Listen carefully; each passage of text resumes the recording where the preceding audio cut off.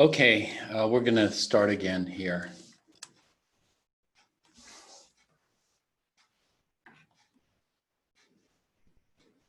So we're looking at what holds the lattice together. So ionic bonds are typically strong, so they're high melting. Covalent bonds are typically strong, so they're high melting. So strong bonds mean high melting, whereas IMFs are weak, so they're low melting. Okay, strong bonds are going to make them hard materials, you know, but these are hard, but they're brittle. They're brittle because they break easily. So for example, if we push, this is a carbonate, I think this is calcium carbonate. So calcium would be here, carbonate. Carbonate has a trigonal-planar structure like that. And so if you were to push these down, the calciums, we'll see calciums and carbonates. Salts like this cleave, a process called cleavage. So otherwise they could be potentially hard. Here, these are a lot harder, so I guess they're both brittle. Metals, there's a wide range of melting points because there's a wide range of bonds, you know. Some metals are very high melting, platinum, tungsten, gold. Those are very high melting. Other metals are very low melting, mercury, sodium, potassium, cesium. Those are very low melting. So metals have a very wide range of melting points. They're insoluble in things like water and that kind of stuff. They're malleable, ductile, good electrical conductors. Network solids are insoluble as well. They're insoluble in all common solvents. You can't dissolve them. Even though they're nonpolar, you can't dissolve them in nonpolar solvents. Whereas molecules, it depends. We have polar molecules that dissolve in polar, and we have nonpolar molecules that dissolve in nonpolar liquids. Okay, so here's a network covalent. You know, we have all these covalently bonded. These are all based on quartz here with other, you know, impurities in there to give it color, amethyst and citrine. Here's a block of aluminum metal, looks like. I think that's aluminum. This would be a metallic crystal here. You know, metals will have the electron C model bonding. So we have metallic bonds here holding them together. Here's a calcium carbonate or salt or ceramic. Here's molecular, like sulfur. You know, sulfur is pretty low melting. Here. This is actually an interesting reaction where sulfur melts and it forms a polymer, white sulfur here. That's more of a more significant change than just melting it.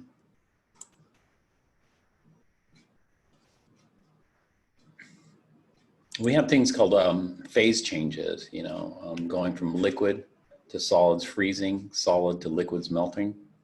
You know, liquid to gas is vaporization or boiling. Gas to liquid is condensation. And then we can go straight from a solid to a gas. Like dry ice does this. Dry ice doesn't melt. Dry ice just vaporizes. And so that's called sublimation. So dry ice sublimates. And we can go straight from gas to a solid, which is deposition. And so these are phase changes here, changes in phase. So we have some data here for phase changes. Heats of fusion. Now, fusion is melting. And so there's something called delta H of melting or delta H of fusion. And so we could figure out here.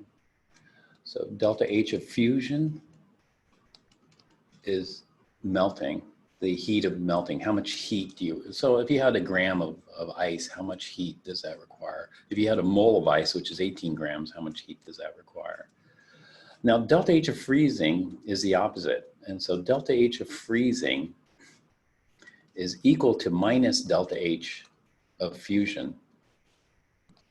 And so if I have the heat of fusion for water, to melt a gram of water is going to cost you 333 joules. To freeze a gram of water, you're going to have to remove 333 joules. It's going to be minus 333. So you need a freezer to remove that heat. And then you can freeze the water. Now, delta H of vaporization here for water is this. So we'll go to delta H of vaporization for water is 2.26 kilojoules per gram. And so the delta H of vaporization is 2.26 kilojoules per gram. Then condensation is delta H of condensation is going to equal minus delta H of vaporization. And so condensation is going to be minus 2.26. So this table doesn't show freezing, which is the opposite of fusion, and condensation, which is the opposite of vaporization, because all you need is put a negative sign in front of these, and that's it. When we have fusion, melting, that fusion happens at 0 degrees C. That's the melting point of water.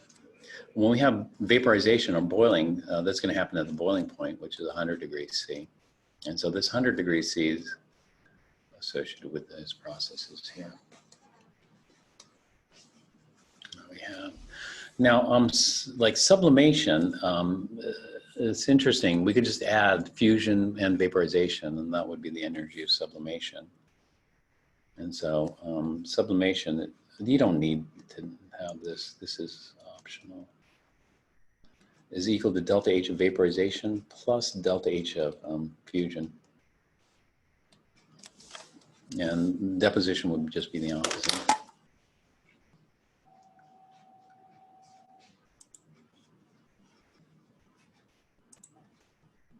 Oh, this is a table from your book, water.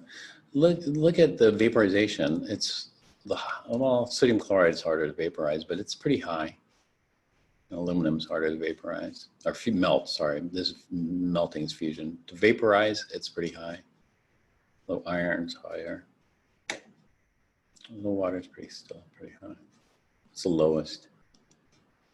Mercury, easy to melt.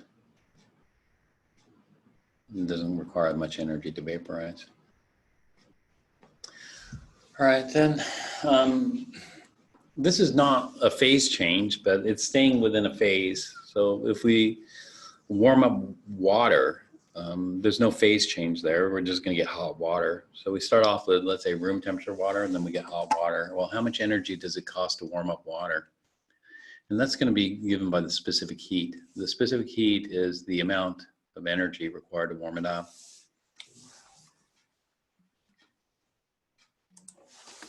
And so for heating and cooling, you know, the amount of energy, Q, equals the energy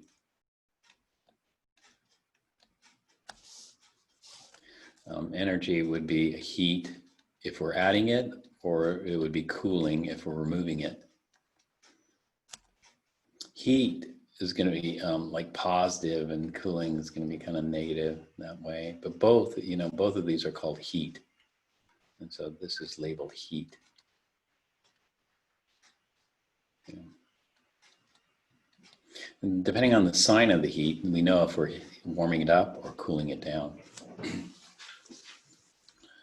This is going to depend on the amount of water we're trying to warm up, let's say, times something called the specific heat over here.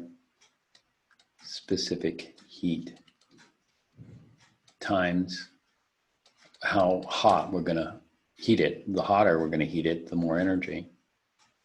And so the specific heat of water is 4.18 joules per gram degree C. So H2O liquid requires 4.18 joules of heat to warm up 1 gram of water by 1 degree C.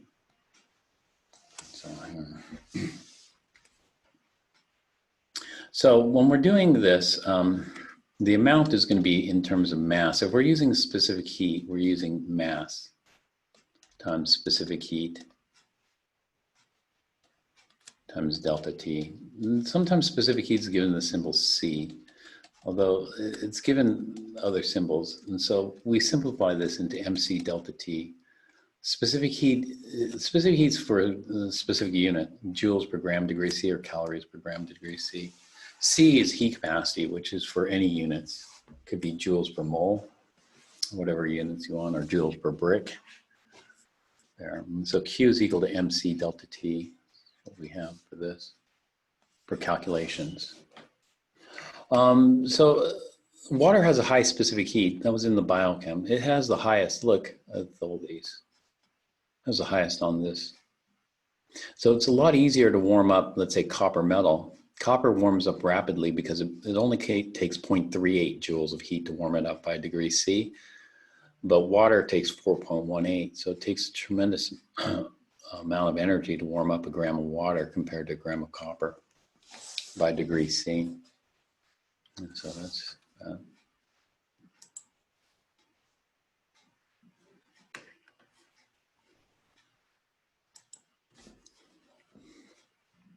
so we can do some calculations here. If we, let's say we wanted to melt a gram of ice, it's 333. If we want to melt 2 grams of ice, it's going to be double that. 3 grams of ice is going to be triple that. If we want to boil a gram of water, it's going to be this. 2 grams of water, it's double that. 3 grams of water, it's triple that.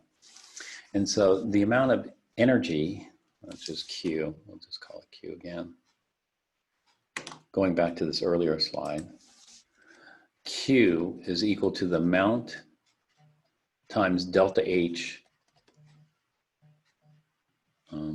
This is for phase change.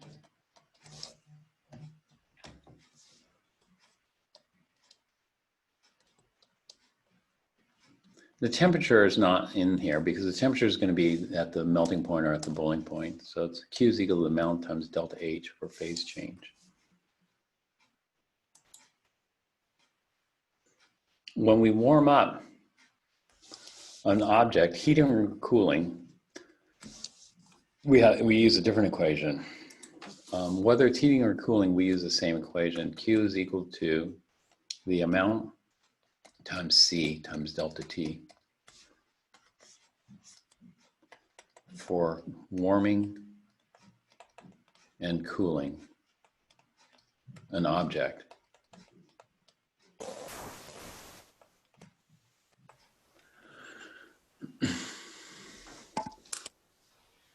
So we're going to use the specific heats and other stuff, or we can calculate specific heats. How do you determine specific heats? It's pretty straightforward for that. Let's look at this next slide. Let's see what they're doing here. Heat, or thermal energy, is associated with the motions of atoms and molecules in a substance. The more rapid these atomic scale motions, the greater a substance's thermal energy, and the hotter it is. When we plunge a hot metal bar into cool water, thermal energy from the bar transfers to the water. While the atoms and molecules of the bar slow down, those of the water speed up. The transfer of energy can be measured as a rise in water temperature. So if we know how much water there is, and we know how much the temperature changed, and we know the specific heat of water, which we do, we look it up on the table, we can calculate how much heat was transferred from the metal to the water. And then if we know how many grams of metal we had, then we can get the specific heat of the metal, because the metal, well, we got to measure the initial temperature because the metal's temperature changed as well. And so that's one way. That's called calorimetry. Calorimetry is measuring this process of heat exchange. So if we dump, let's say we have, this is our water, so we carefully measure the amount of water and the temperature of the water. And we make sure it's well stirred. This is insulated container here with a lid.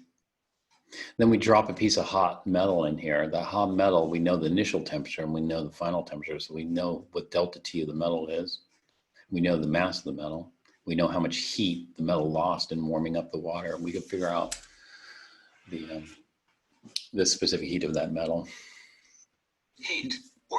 And so that's calorimetry. But once we know the specific heats of things, then we're going to do these types of things called heating and cooling curves. Heating and cooling curves is how much energy does it take to heat something up or cool something down. And also it factors in phase changes. So for example, if you take a chunk of ice, a chunk of ice at -5 degrees Celsius and warm it up, what's going to happen in terms of how much heat's involved. The heat energy is on the x-axis, and what's happening with the temperature. And so these are heating cooling curves. So here's a heating curve here. And so let's follow the progression of this heating curve here. We start off with a solid. This is water. And so we have ice at minus 12 degrees C. So we start off with ice at minus 12 degrees C. And how much ice? We need to know how much ice there is. You know, X grams of ice, minus 12 degrees C. And we add energy to that. And the ice is going to warm up to 0 degrees C. So if we add heat to that, the ice is going to warm up to 0 degrees C. But it can't go past 0 degrees C, because if it tries to go past 0 degrees C as we're adding heat, it's just going to melt. And so if we continue adding heat, so step 1 is we warm up the ice. Ice warms. Step 2 is we're going to melt the ice, and we're going to get water. Now, interestingly, the water is going to be at 0 degrees C. The temperature doesn't change. All that heat goes into breaking the hydrogen bonds, into melting it. That's it. Once we've melted all the ice, then we're just left with water. And as we continue adding heat, that would be Q3. So this is Q1. This will be Q2. This will be Q3. We're going to warm up the water. The water is going to warm up to 100 degrees C. And it can't go past 100 degrees C, because once we go past 100 degrees C, any added heat will start to boil the water. So Q4 is boiling the water. And so what we're going to end up with is steam at 100 degrees C. And once we've boiled off all the water here, you know, let's say we boiled half of it, we're here, boil all of it, we're here. Then as we add heat, we're just going to superheat the steam. And so we're going to have steam at a final temperature of 115 is where they stop, but we could go higher. Steam at 115 degrees C. That's Q5. And so we could calculate how much heat's involved in this process. And so A to B is warming an object. And so Q is equal to MC delta T. B to C is melting. And so that's equal, Q2 is equal to M times delta H. M is the amount in mass. Delta H is grams per, kilojoules per gram here. Q3 here is C to D. C to D is just warming up liquid water. So that's just equal to MC delta T. But the specific heat for ice is different than the specific heat for water. If we look at the specific heat for ice, here, it's 2.06. If we look at the specific heat for water, it's 4.18. So water's got about twice the specific heat of ice. Heat. All right. Q4, water to steam. Going from water to steam is boiling. The temperature doesn't change. And so you can see when we're having phase change, the temperature doesn't change. All that energy is going into melting here, and all that energy is going into not increasing the temperature, into boiling here. And so if we're boiling, then it's equal to M times delta H, the amount times delta H. The amount here is going to be in grams because they just made it only 1 unit for you guys. And so this is going to be the M times delta H. And then the steam is going to get hot. And so this is going to equal MC delta T, where the specific heat of steam is about the same as the specific heat of ice, around 2. And so we could do a calculation. Depends on how much, the more grams, the more energy we'll need for that. Cooling is just the opposite. And so here we're cooling the steam. And so this is just the reversing what we just did. Except starting here at 111. So we have steam at 111, we cool it to 100, then it's going to condense. So this is condensing. And then once it's all condensed, then we're going to cool the liquid. And here it's going to stop at 25. So at the end. So those are the segments from going from 111 to 25 degrees C.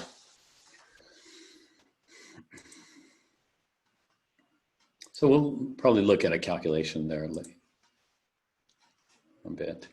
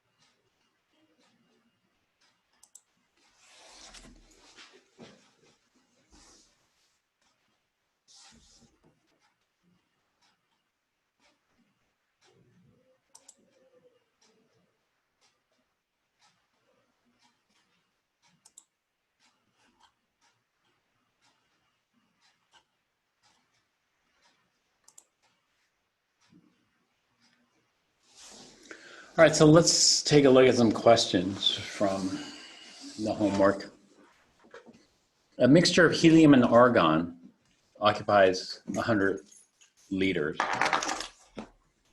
So sometimes it helps to draw it out.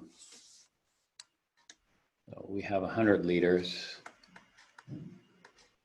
to 1 sig fig, actually, just 100 liters. I shouldn't have a decimal there. And we're going to have helium and argon. The partial pressure of helium is 0.6 atmospheres. And so we have 0.6 atmospheres of helium. And the partial pressure of argon is 0.4 atmospheres. So we have 0.4 atmospheres of argon. What are the partial volumes of the two glasses? Explain your answer. Okay, so this is looking at it in both ways here. When we look at it in this way, this is visualizing it as Dalton's mixture here. And so a Dalton's mixture is going to be like this. The helium I can just remove out of that box and put it into a new box here.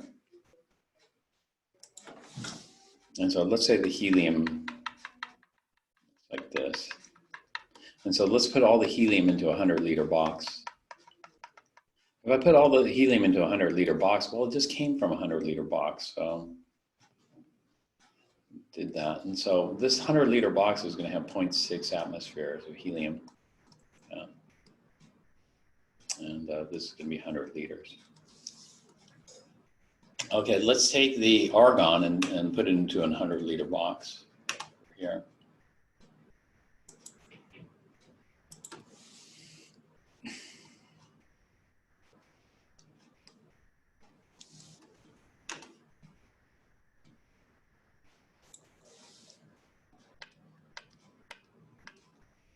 So in the case of argon, I'm going to only have 0.4 atmospheres of argon, but it's still 100 liters. And so in a Dalton's mixture, 100 liters plus 100 liters gives me 100 liters of mixture. So what's the difference? Well, if I take this 100 liters and this 100 liters and combine them together in the same package, the total pressure is going to go up. And so we're going to get a total pressure of 1.0 atmospheres total pressure.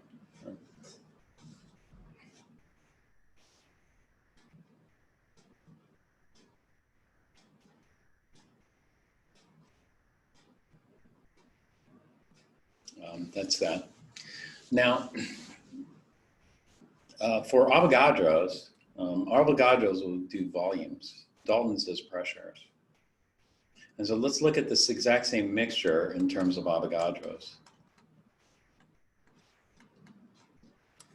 Okay, and so in terms of Avogadros, the way we divide it is differently. Different. And so I have 100 liters of mixture. And this mixture is going to contain helium and argon. There. So both gases are going to be in there.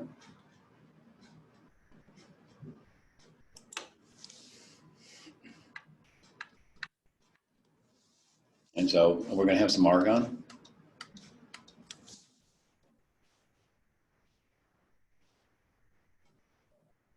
We're going to have some helium.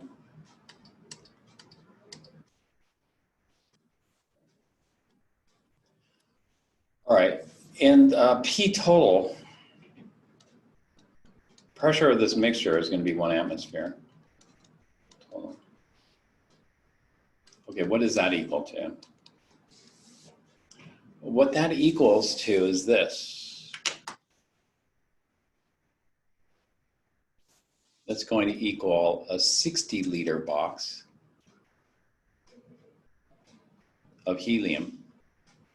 And so this would be 60 liters of helium. So we're going to put all the helium into a 60-liter box. Here. The thing is, if we put it into a 60-liter box, then the pressure comes out to be 1 atmosphere. And so we're going to have 1 atmosphere of helium here, but it's only 60 liters. Now we have less argon, so we have to put it into a smaller box to get the same pressure. And so the argon is going to go into a 40-liter box.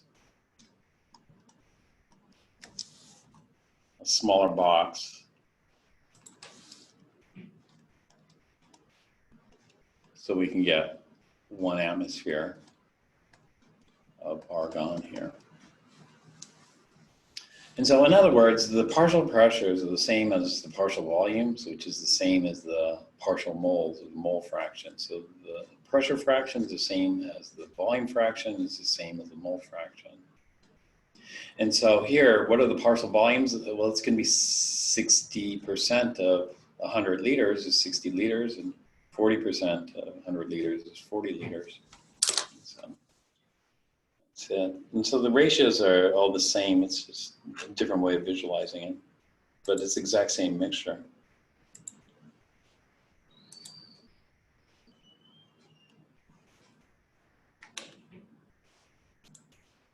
Each gas fills the volume of the container. The gas, either pure or a mixture, is made up of tiny particles that are widely separated from one another so that they occupy the whole volume of the container that holds them. All right. And so they're saying this. They can't be simultaneously true. And so what they're saying is this. What is the volume? They're asking what is the volume of helium if the pressure is 0.6 atmospheres? Well, the volume of helium, if the pressure is going to be 100 liters. So when we look at this in Daltons, it's 100 liters of helium plus 100 liters of argon is going to lead to 100 liters of mixture. I'm sorry, I mixed it. I was thinking they're asking what would the partial volumes be? You know, is it, if we visualize this mixture in terms of Avogadros. That would change the pressures. All the pressures would be 1 atmosphere. But in this particular case, yeah, it's a 100-liter box of helium plus a 100-liter box of argon. I just erased it. It was here. And so when we're looking at Daltons, the volumes are all the same. Here. That's what they're trying to say in this answer. 3, atmospheric pressure is the total pressure of the gaseous mixture called air. Atmospheric pressure is 749 torr on a day that the partial pressures of nitrogen, oxygen, and argon are 584, 144, 19. What is the partial pressure of all the other gases in the air on that day? And so the sum of the partial pressures has got to equal the total pressure. So let's take the total pressure and subtract out all the partial pressures out of that. And so the total pressure is 749 minus 584 nitrogen minus 144 of oxygen minus 19 argon. That leaves 2. So there's going to be 2 torrs worth of other gases in there. And so 2 torrs. So we just take the total minus the nitrogen minus the oxygen minus the argon gives us whatever's left over. It's 2 torr. This is Dalton's. So if I had a 1 liter box, you know, this would be 1 liter of each of the gases. A sample of wet hydrogen gas was collected over water. The sample was adjusted so that it was at room temperature and pressure. So this makes sense. Of course, we want to make sure that the gas has the same conditions as the room.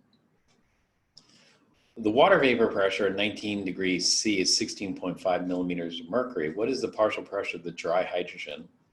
So we know the wet hydrogen is 733 millimeters of mercury. It's wet. So we take the wet hydrogen and subtract out the water vapor, we get the dry hydrogen. So it's 733 minus 16.5. The temperature is the same.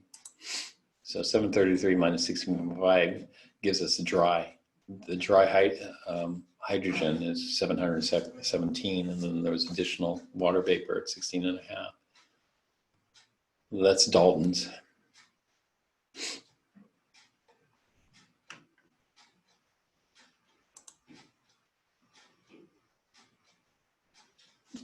Why will two gases mix with each other more quickly than two liquids?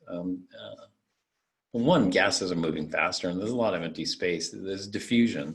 Diffusion happens with, you got a lot of collisions happening. So diffusion can be slow in liquids compared to gases. Diffusion is a lot more faster in gases. Yeah, liquid particles are stuck together. They're sticky. The liquid particles stick to one another. That's what they mean by touchingly close. When gases are mixed, the particles in one gas occupy empty space. Empty space makes it easier to mix.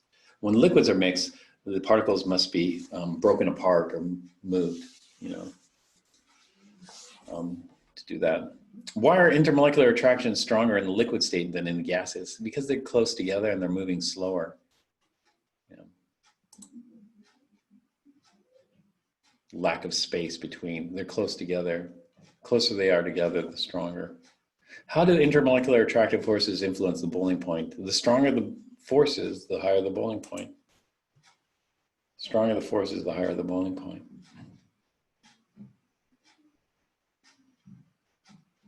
Why does molar heat of vaporization depend on the strength of the the stronger the intermolecular force is, the more energy it's going to require to vaporize. And we need the energy to overcome the intermolecular attractions. A tall glass cylinder is filled to a depth of 1 meter with water. Another tall glass cylinder is filled to the same depth with syrup. Identical ball bearings are dropped into each tube at the same instant. In which tube will the ball bearings reach the bottom first? You drop ball bearings in water versus ball bearings in syrup. Which liquid will the ball bearings travel faster through? Well, it's going to be water. Syrup is much stickier than water. So molecules in syrup have higher intermolecular attractions, making them much stickier than those in water. Syrup is more viscous, is the resistance to flow. So the more viscous it is, the stronger the attractions. Viscosity, I didn't talk about that, but that's another characteristic that depends on the strength of intermolecular attractions. Syrup molecules have to make way for ball bearings pushing past. Slows it. They're hard to pull apart to make way for the ball bearings to pass. If water spills on the laboratory desktop, it usually spreads over the surface, wetting any papers or books in its path. If mercury spills, it neither spreads nor makes paper wet, but forms little drops that are easy to combine into pools by pushing them together. So there's just an explanation for this in terms of the apparent surface tension and intermolecular attractive forces in mercury and water. Mercury drops. Notice that the larger the drop, the greater the degree to which is flattened by gravity. These are very spherical, these small drops here. Has to do with cohesive versus adhesive forces. Let's take a look at.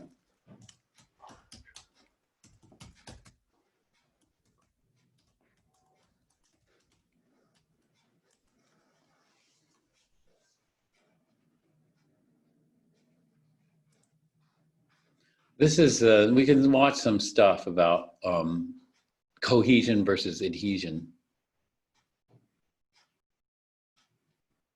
The second official ultra wide video. Maybe this is better. Let's check this out.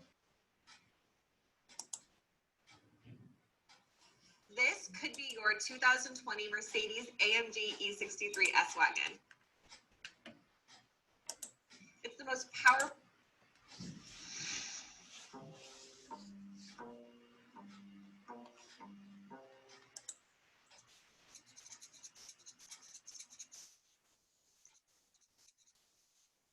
One, two, three.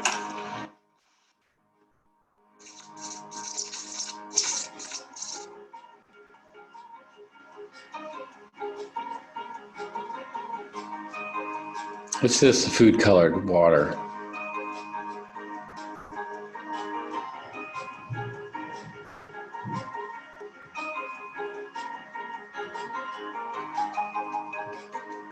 This is called wetting. Adhesion's better there. Water likes paper.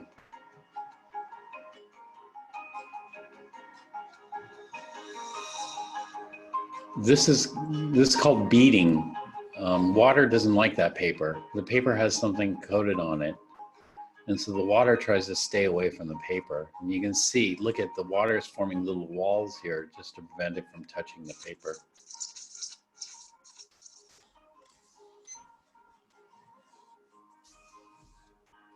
This is turned into a commercial product.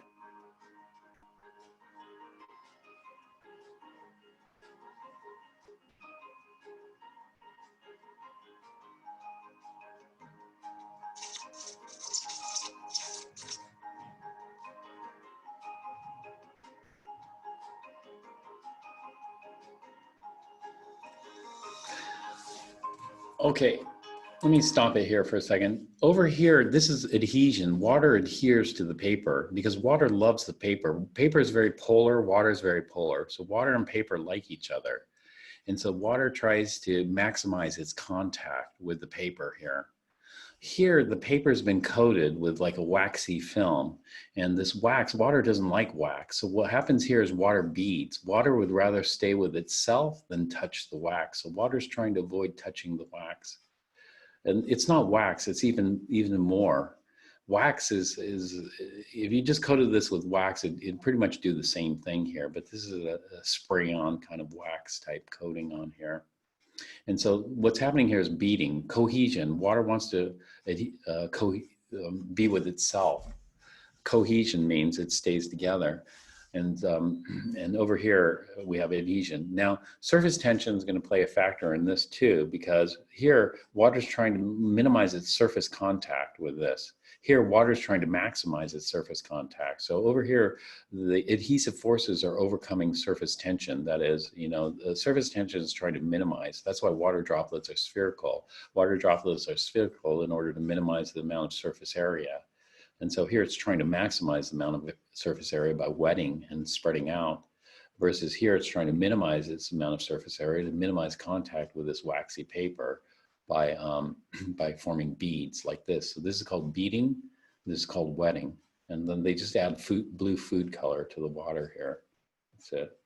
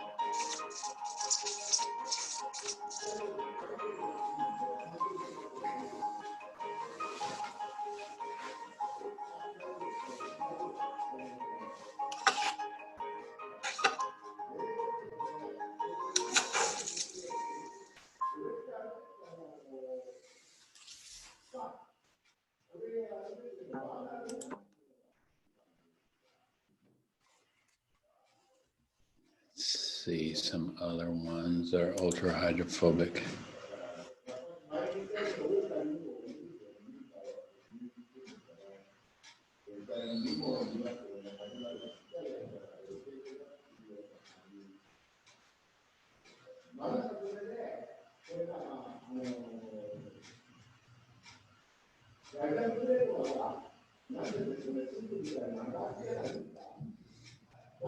This is kind of interesting here. They didn't have this one. Let me just show this one. Want to win one of the rarest BMWs in the world, plus $20,000 cash and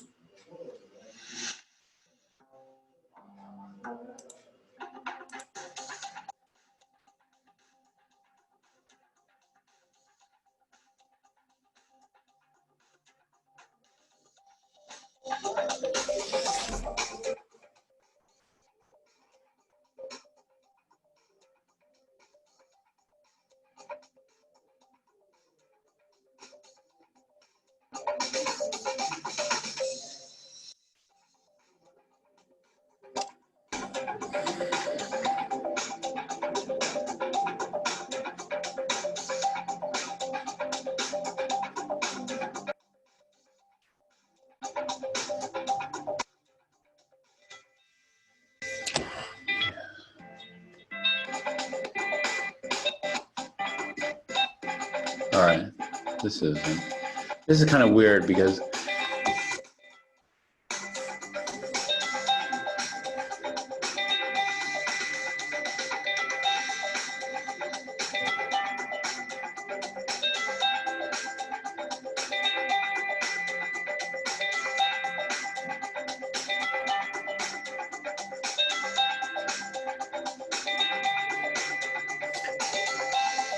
I was just trying to minimize its contact with that. This is the same kind of principle, magic sand. You know, if you spray sand with silicone,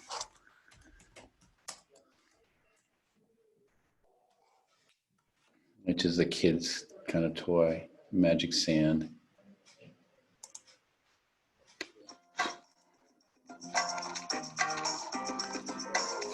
Are you ready for this? Yes. This is as close to magic as you want. Oh, okay. All right. So the bowl starts like this, an empty bowl. Okay, let me speed it up here. There, a little bit of red.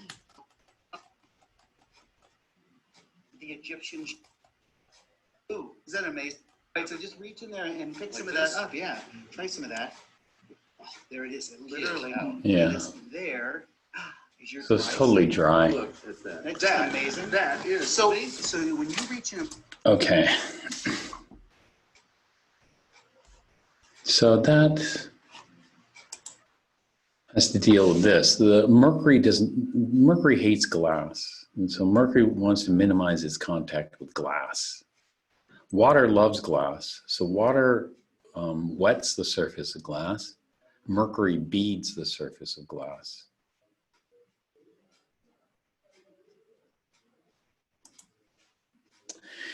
In other words, we're looking at cohesive versus adhesive forces. Mercury, the cohesive forces are much stronger. Water, the adhesive forces are stronger because water loves to adhere to glass. And so it has to do with intermolecular attractions versus, well, both cohesive and adhesive are both intermolecular attractions. Cohesive are the intermolecular attractions between like. Adhesive are the intermolecular attractions between unlike objects.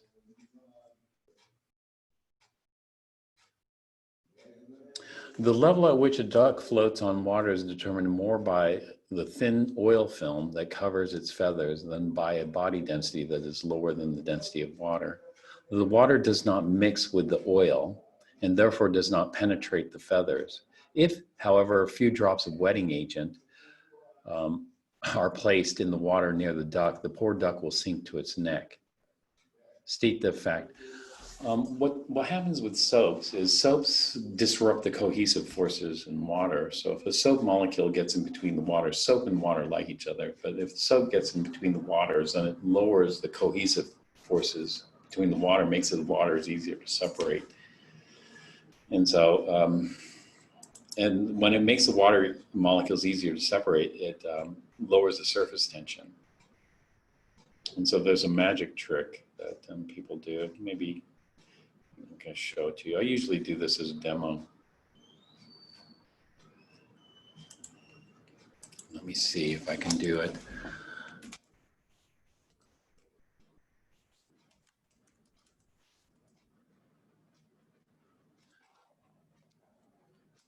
And then soap.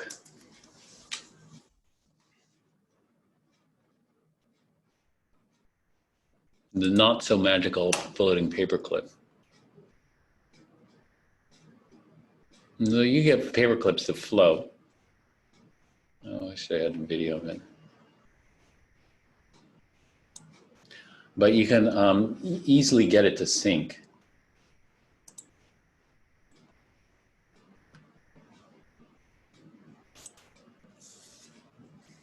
So this is a magic trick. Ramps offers skateboard ramp kits that are pre-drilled, pre-cut, and delivered with free shipping.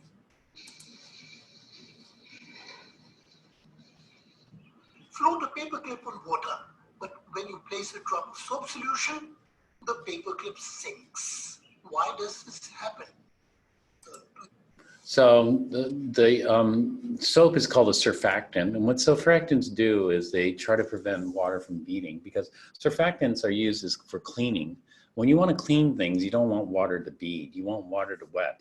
If the water wets the surface, you'll get more surface contact and things should get cleaner. And so surfactants, one of the jobs of surfactants is to interrupt the cohesive forces of water to make them wet the surfaces. And it's a lot easier to clean surfaces if the surfaces get wet versus the surfaces get beaded on. And so this is a magic trick. The magic trick is you have these paper clips, and then you can have them drop on your command. And on your command, what you do is you secretly put a little drop of soap in there, and you put a little drop of soap, it diffuses there and releases the surface, or reduces the surface tension, and the paper clips will drop on your demand, or in your command, excuse me.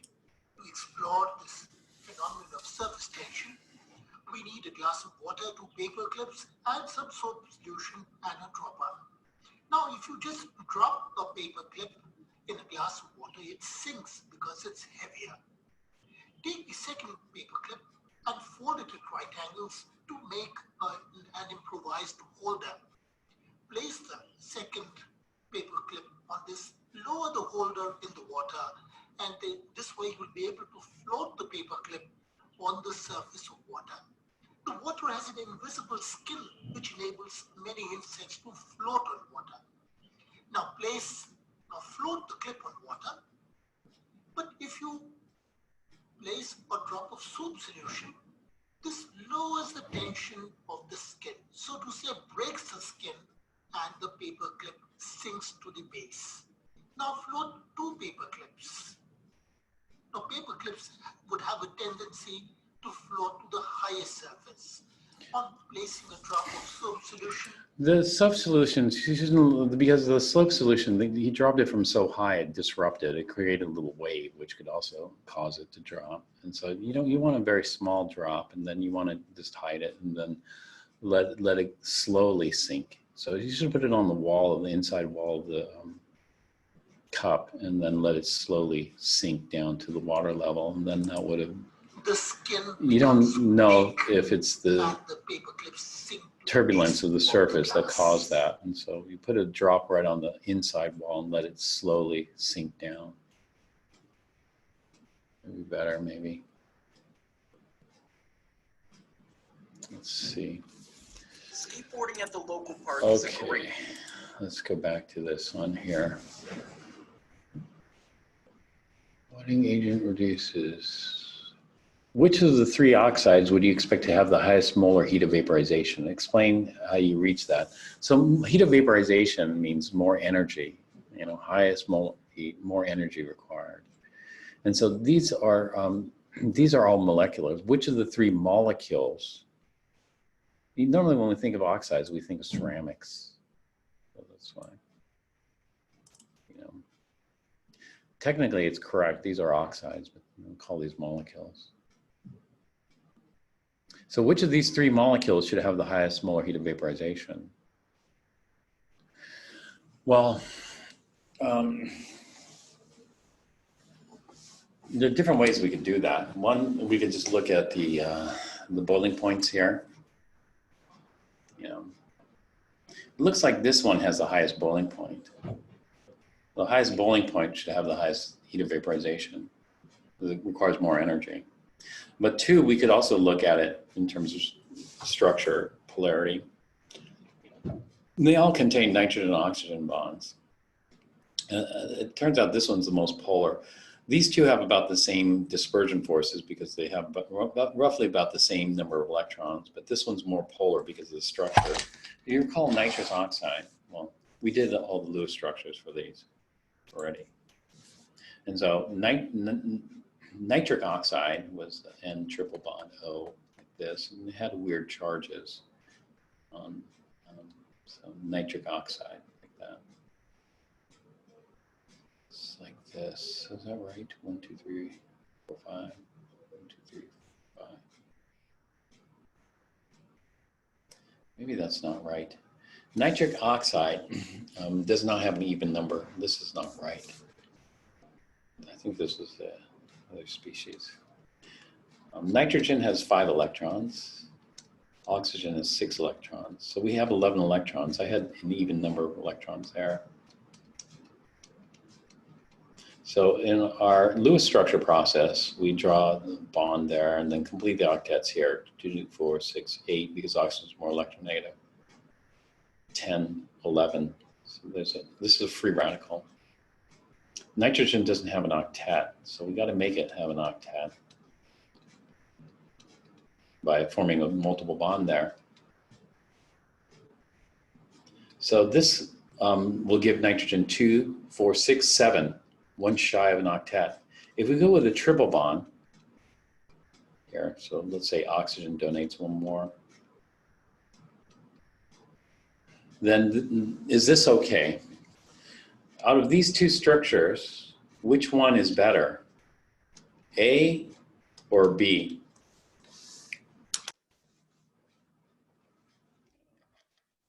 Yeah, that's correct, Vanessa. A. B is impossible. Why is B impossible?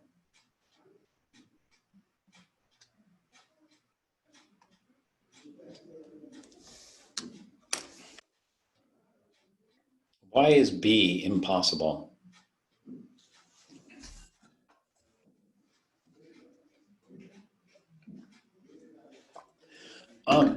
It's not. It's because it has more. Look, if you count nitrogen, it's 2, 4, 6, 8, 9. 9 electrons is, yeah, 1 too many. Nitrogen cannot have more than an octet. Some atoms can have more than an octet, but nitrogen, oxygen, carbon cannot. And so B is not possible. So we're stuck here. Now oxygen has an octet, and so nitrogen is the one that's going to suffer. So this one makes the most sense. The formal charge here, 1, 2, 3, 4, 5, 1, 2, 3, 4, 5, 6. So there's 0 formal charges. So this is the best structure. This is a free radical. You know, nitric oxide is a free radical. Free radicals are reactive because of the what we call dangling bond, lone electron. Nitrogen dioxide is also free radical. Chemically, it's reactive, but this is not nitrogen. This is dinitrogen monoxide. In other words, this is nitrous oxide. Nitrous oxide had this. We went through this structure the other day where there's a positive formal charge on nitrogen, negative formal charge on the oxygens. This is nitrous oxide. This is nitrogen dioxide. Nitrogen dioxide is like this.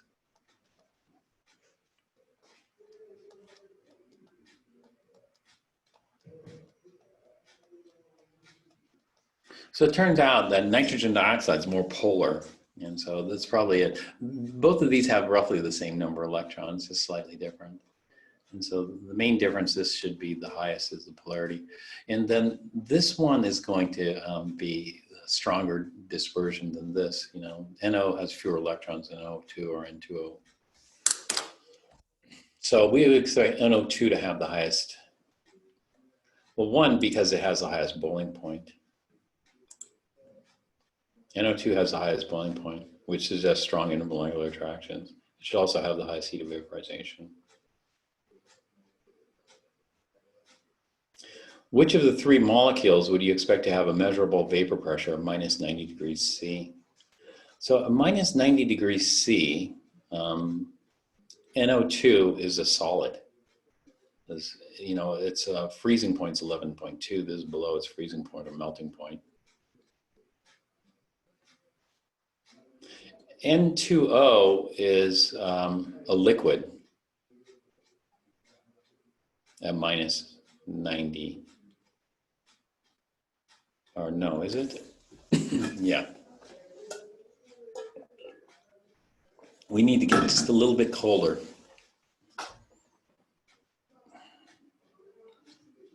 NO is a liquid. You know, minus 90 is not cold enough. We have to go down to minus 164. So NO should have the highest vapor pressure. This is mostly liquid. In fact, all liquid. This is very close to the freezing point.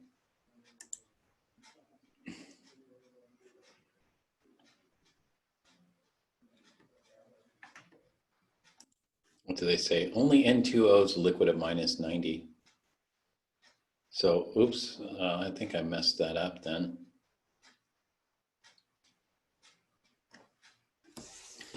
So at minus 90, yeah, sorry, I was getting mixed up there.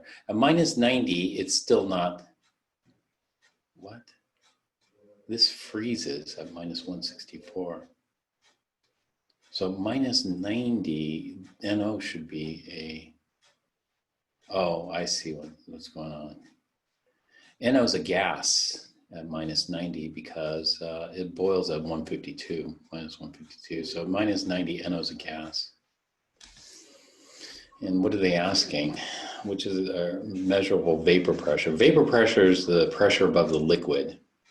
And so NO is all gas. So that's what they mean. So it's got to be N2O. N2O boils at minus 88.5. So minus 90, it's still a liquid. And NO2 is a gas. Acid bond. So that makes sense. Viscosity, lowest viscosity. I didn't talk much about viscosity, but high viscosity means it's hard to flow, like syrup. Low viscosity means it's easy to flow, like alcohol. You know? And so the lowest viscosity would be the easiest to flow at minus 90. Well, which one? This one should have the lowest viscosity, you know, but viscosity is for liquids. So minus 90, which one is the liquid? Well, if only one's a liquid, then it's got to be this one here, N2O.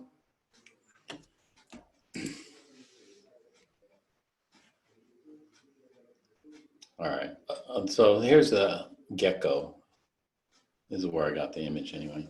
Other things being equal, which produces stronger intermolecular attractions? Induced dipole forces. Induced dipole forces are London or dispersion forces. Dipole forces are like what happens in ether. Well, with all things being equal, permanent dipole are stronger. Unless you get to very big molecules, then induced becomes smaller. What other things being unequal would reverse the order of attraction is the size. And the size being the number of electrons. So very large molecules would have a lot of electrons, which would reverse it. So other things being equal, dipole forces are stronger than induced because it's just permanent dipole moment versus this is temporary or instantaneous dipole. Induced dipole forces are likely to be larger than dipole forces when molecules are very large and have huge number of electrons. What are the principal intermolecular forces in each of the following compounds? Okay, so this is what we call dimethylamine. And dimethylamine is going to look like this. It's going to be like ammonia.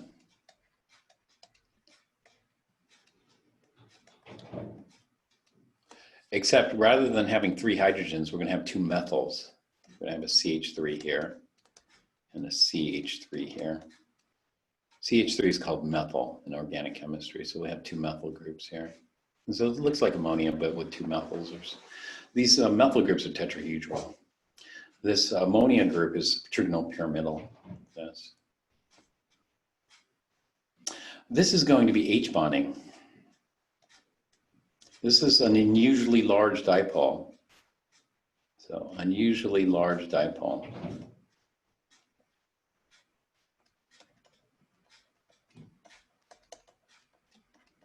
And so the primary interaction is H bonding. So we have a large delta plus and a large delta minus. The H bonding is this hydrogen is going to be attracted to delta minuses. But we also have dispersion. Dispersion happens in all species with electrons. It doesn't matter if there's a dipole or not. And dispersion just fluctuates the size of that depending on where the electrons go. CH2F2. Okay, CH2F2 is difluoromethane. And so methane's got this tetrahedral structure like this. And methane has 4 hydrogens usually. But in this case, let's put 2 fluorines on there. I'll just draw the lone pairs like this. So 2 fluorines on there and 2 hydrogens. And so this is going to be a polar. There's going to be a net dipole that pulls the molecule this way. But this is not an unusually large dipole. Unusually large dipoles when we have the hydrogen bonded to nitrogen, hydrogen bonded to oxygen, hydrogen bonded to fluorine. Here the hydrogens are bonded to carbon, and the carbons are bonded to fluorine. And so this is just dipole, is the biggest. This is H bonding. All of these have dispersion or instantaneous dipole, induced dipole. So that's, or London forces. C3H8 is just propane. So propane is, actually, let's go ahead and draw that three-dimensionally. So we can draw a zigzag like this of tetrahedral carbon atoms.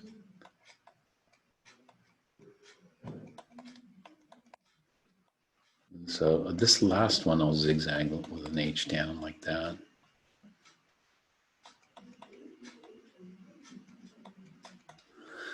So in other words, it's a CH3 methyl, CH2 methylene, CH3 methyl.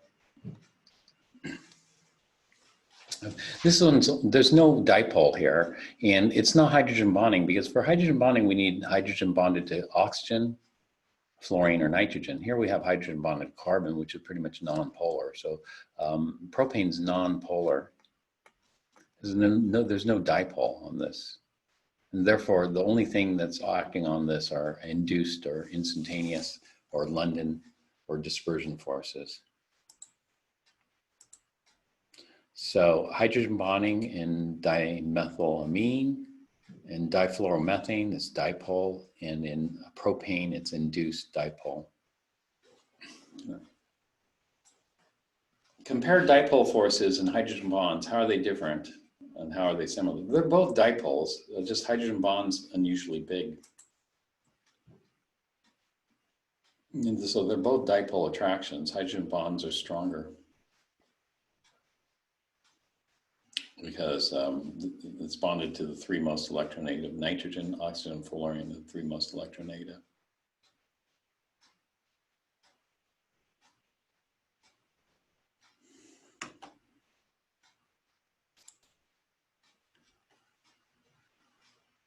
Questions 31 through 34, on the basis of molecular size, molecular polarity, and hydrogen bonding, predict for each pair of compounds the one that has a higher boiling point. So which one has stronger intermolecular forces? Methane or ammonia? Ammonia, because ammonia is capable of hydrogen bonding. Methane is not. because it can form relatively strong hydrogen bonds. Ammonia, the only thing we got is dispersion or induced dipole. It's nonpolar. Argon versus neon. Argon has a lot more electrons than neon, and therefore induced dipoles are going to be bigger in argon than in neon. Argon has a higher boiling point because its atoms are larger and have more electrons than those of neon. Thus, the strength of the induced dipole forces in argon are greater than in neon. What feature of the hydrogen atom, when bonded to an appropriate second element, is largely responsible for that strength of the hydrogen bonding between molecules? What feature? I don't know. The hydrogen atom consists of a single proton and a single electron. When the bonding electron pair is shifted away from the atom, the proton is responsible for the strength of the hydrogen bond. See the discussion on hydrogen bonds in section 15-3.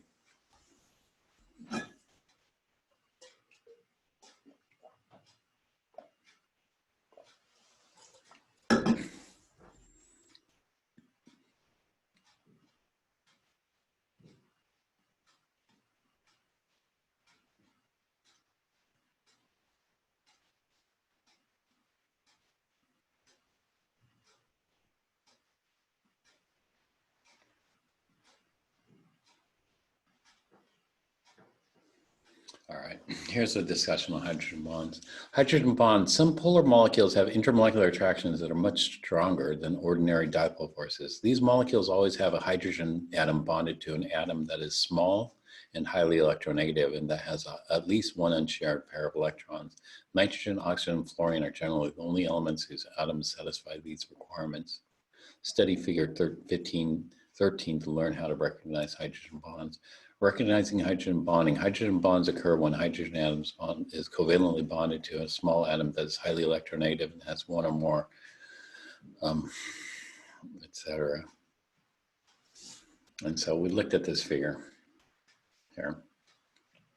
The covalent bond formed between hydrogen atom and the oxygen, nitrogen or fluorine atom is strongly polar. The electron pair shifted away from the hydrogen atom toward the more electronegative atom.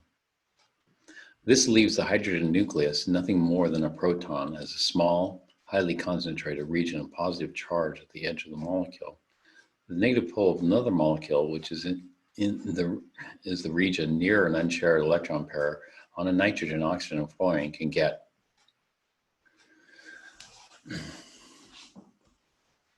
okay.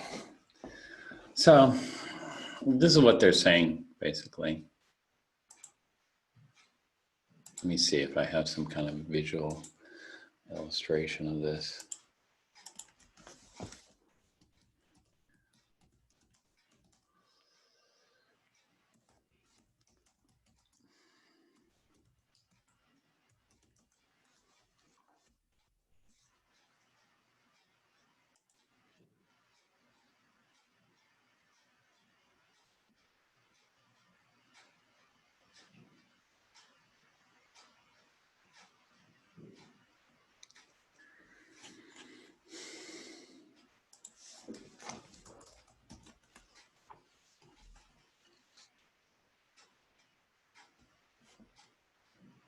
Maybe this does. Let's see what they have here.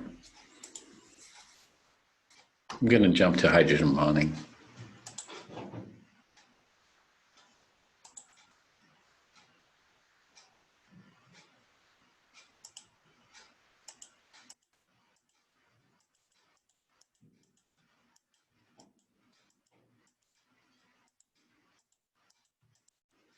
No, they don't. All right, what I was looking for is something like this. When we have an atom like a fluorine atom here,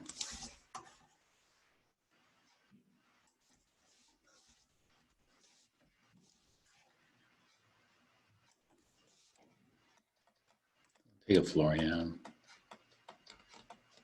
and we bond it to a hydrogen atom here, okay? What we're going to see is the hydrogen atom. What does a hydrogen atom consist of? A hydrogen atom consists of proton and electron. And that electron is being shared here in this bond here.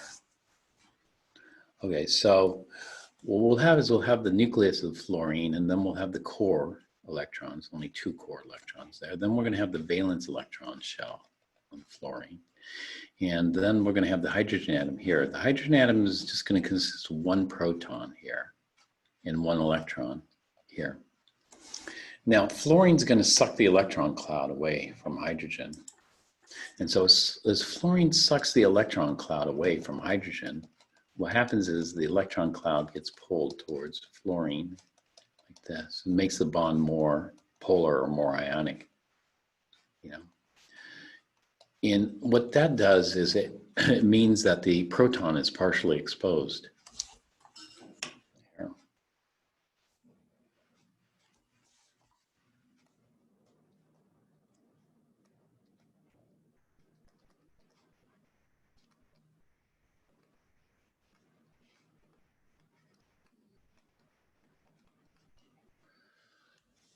Which means that it approaches a full +1 charge.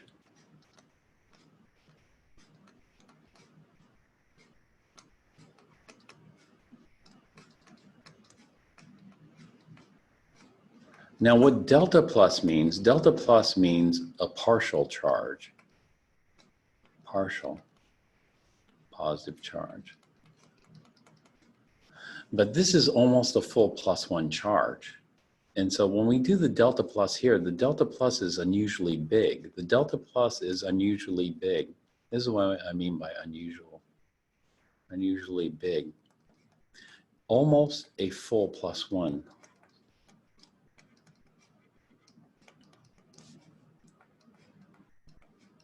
The higher the charge, the stronger the interaction. And so since the charge is higher here because of the partially exposed proton, then it's going to have a very large electrical attraction. And so this is why hydrogen bonding is more intense. And we need a very electronegative element like fluorine. Fluorine can do this, partially expose the proton. Oxygen can partially expose the proton, but not as much. Nitrogen can partially expose the proton. But when we get to carbon, carbon can't, you know. If this were carbon, then the blue would cover that proton and it wouldn't be exposed.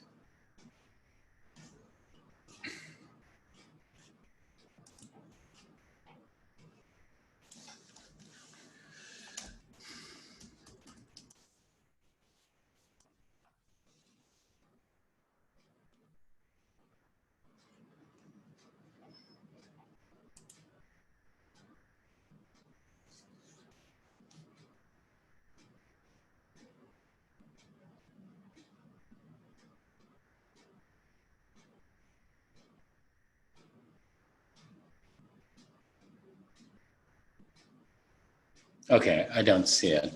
But you know what? It's a break time, I think. Yeah. So let me see what we have. Between liquids is lower boiling point, lower viscosity. No. Oh, yeah.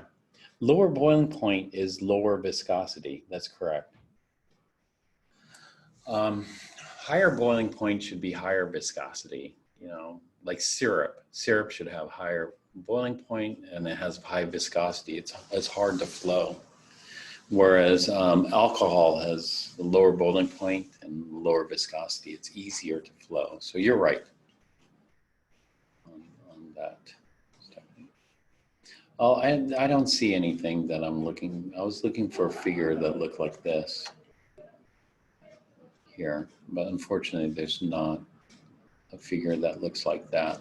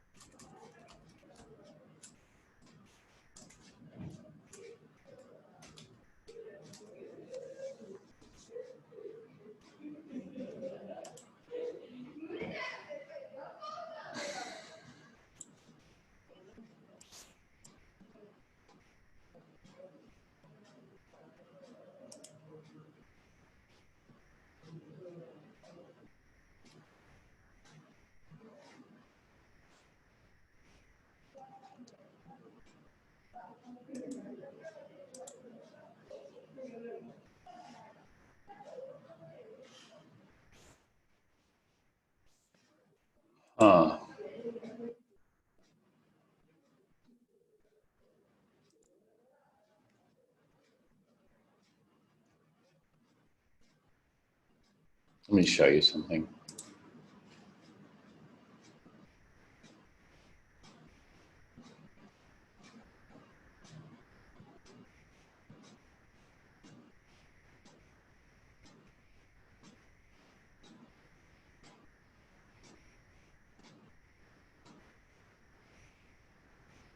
It's taking some time.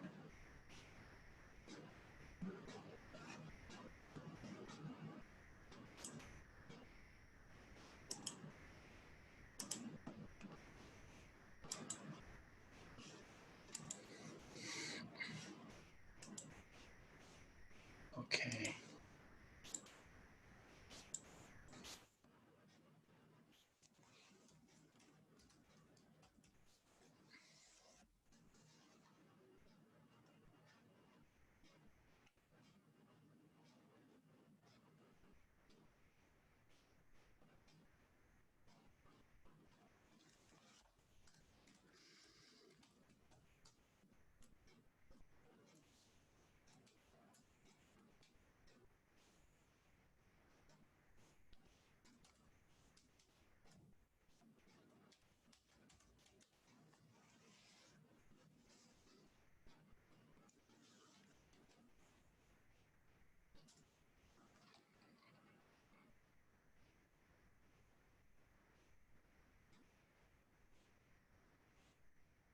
Oh, no wonder. Chapter 9. I gotta search the whole book.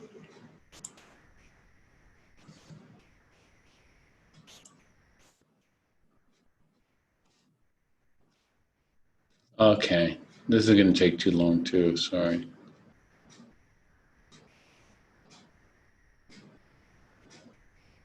It's weird, it's not here.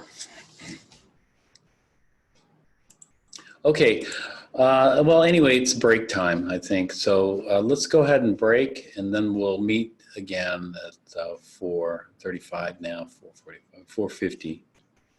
About 4:50, we'll start again. I'm going to pause the recording here.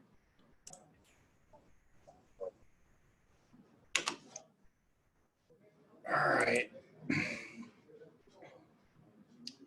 Of the three types of intermolecular forces, which one increases with molecular size? That would be induced dipole or dispersion or London forces. They're all the same. Molecular size, because molecular size is related to how many electrons. The more electrons you have, the more this cloud is polarizable here. Account for the high melting point, boiling point, and other abnormal properties of water. High melting point is, all these are accounted for by the strong hydrogen bonding in water compared to other molecules. Identify the intermolecular forces present in each. So I have an HO.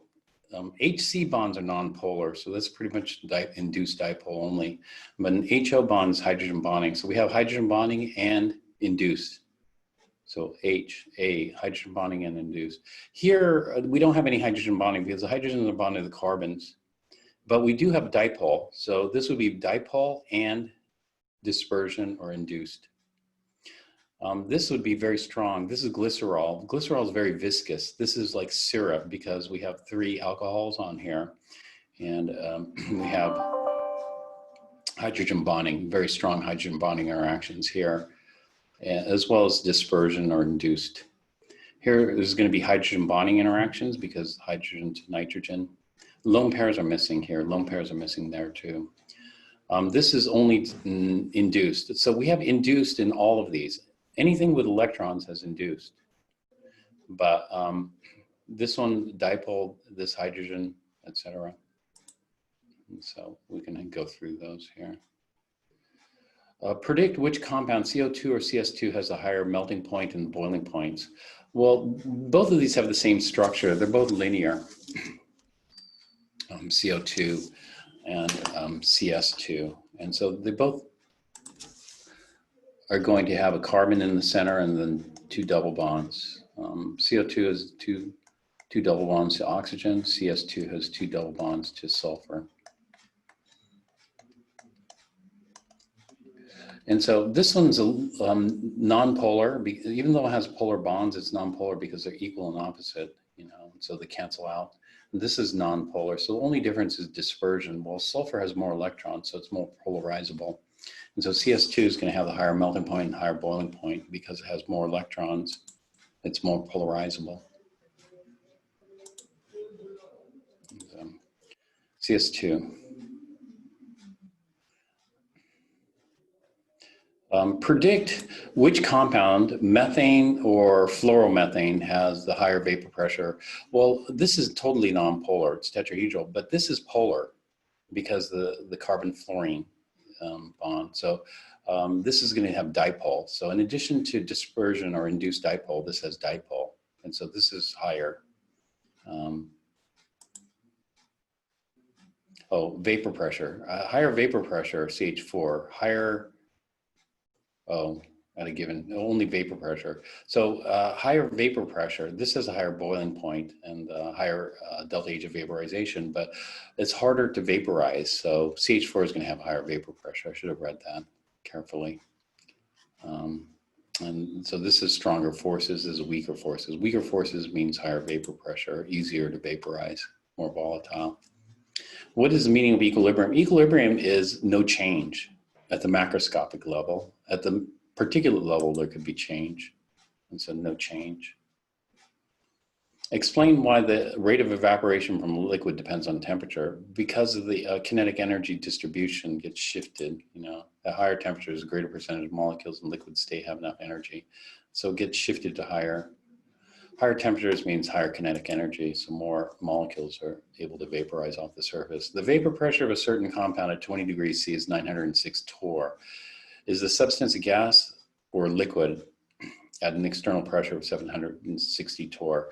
So at 20 degrees C, its vapor pressure exceeds atmospheric pressure. So atmospheric pressure is trying to keep it liquid, but this at 20 degrees C has a pressure that's greater. So this is going to be a gas at 20 degrees C. And so this is a gas at 20 degrees C. The boiling point here. Liquid feed water is delivered to modern boilers at a temperature well above the normal boiling point of water. Explain how this is possible. You can have, normal boiling point is just when you have normal pressure. You could have high pressure cookers. In a high pressure cooker, what happens is the pressure in there builds, and as the pressure builds, you're going to need more vapor pressure to overcome that, to boil. And so in high pressure cookers, the advantage there is you can increase the temperature of the water. And when you increase the temperature of the water, food cooks faster. And so in pressure cookers, food cooks a lot faster. And in fact, there's a rule of thumb in chemistry, in cooking actually. And the rule of thumb is for every 10 degrees C temperature increase, or for every 10 degrees C temperature decrease, that's going to result in a doubling of the rate of cooking or a halving of the rate of cooking. In other words, if food cooks twice as fast at a 10 degrees C higher temperature. So the difference would be like 100 degrees C versus 90 degrees C. Well, at 100 degrees C, your food is going to cook twice as fast. So if you're trying to boil pasta at 90 degrees C, it's going to take a lot longer than to boil pasta at 100 degrees C. And so there are high altitude cooking instructions. High altitude cooking instructions usually involve longer cook times. So if you're cooking in Colorado, let's say, and the atmospheric pressure is lower, because at high altitudes, the atmospheric pressure is lower. So let's say the atmospheric pressure were here. Oops. Then that means water is going to boil at a lower temperature, let's say 95 degrees C. If water is boiling at 95 degrees C, it's just going to take longer to cook. So you need to add cooking time to that. So if you're living in Colorado, what you might want to do is use a pressure cooker. If you use a pressure cooker, then water is going to boil at a higher temperature, which means your food's going to cook faster. Even if you're at sea level, you know, at normal atmospheric pressure, you might want to use a pressure cooker to speed up the cooking here. As heat is added to a peak. Let's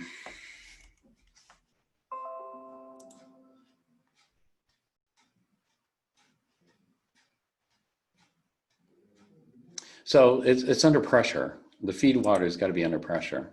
And so the water is delivered at very high pressure. And so the high pressure is going to change the boiling point.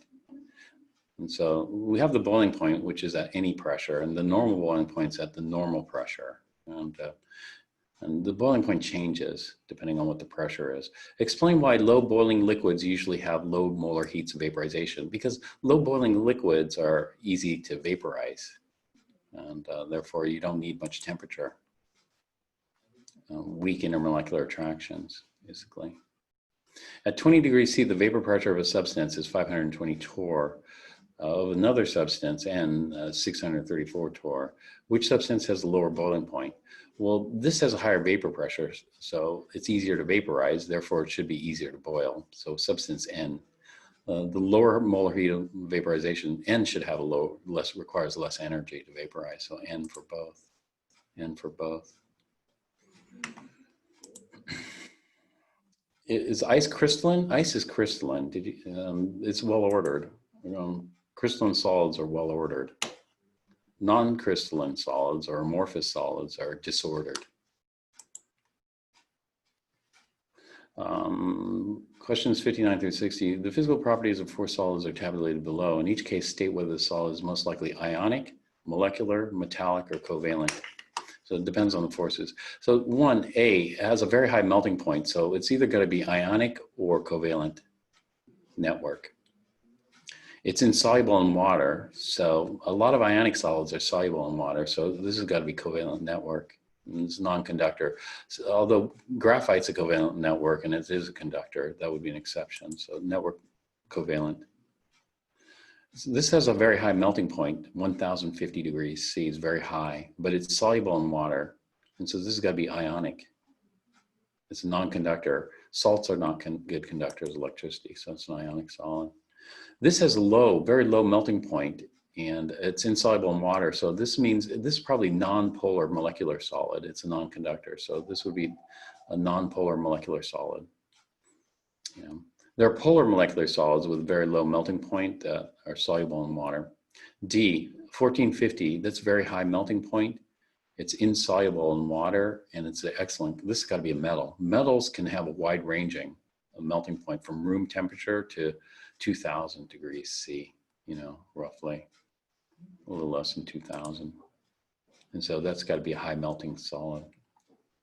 Let's see, is this one? A student is defined the heat of vaporization of isopropyl alcohol. Isopropyl alcohol is fairly volatile, so its heat of vaporization is kind of low.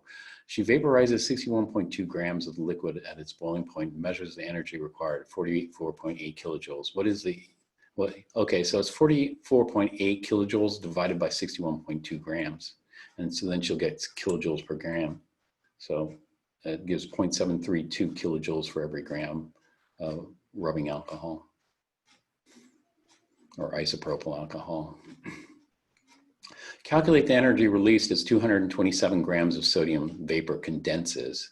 So here we need to know the heat of vaporization, and the opposite of vaporization is condensation. And so we look up the heat of condensation or vaporization for sodium. And so we could find that in the PowerPoint here.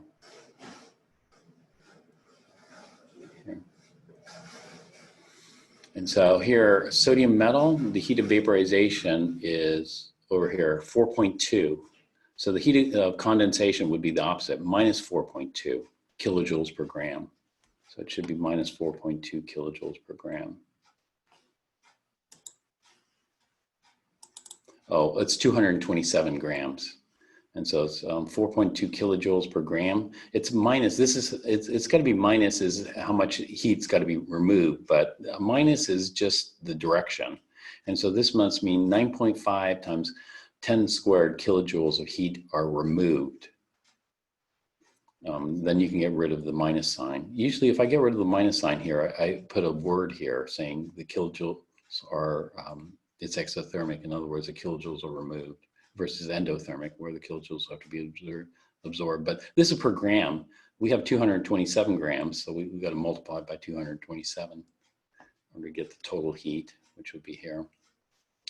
79.4 kilojoules was released by the condensation of a sample of ethyl alcohol. So again, this is another condensation. This is exothermic. That's how much heat was released. If delta H of vaporization is 0.880 kilojoules per gram, what was the mass of the sample? And so it's going to be the opposite. And so here, there's ways you can keep track of the sign. And we need to keep track of the sign because in a lot of these calculations, the sign makes a difference. And so we could say it's minus 79.4 kilojoules. That means it was released. And delta H of condensation is going to be the negative of that. And so this is going to be a gram per minus 0.880 kilojoules. This is condensation. Condensation would be the negative of this. And so negative times a negative gives us a positive. And so that's how we would keep track of the sign here. Or you could use it, you could just use words. They didn't keep track of the sign, but later in chem, you need to keep track of the sign here. Okay, and so they'll get 90.2.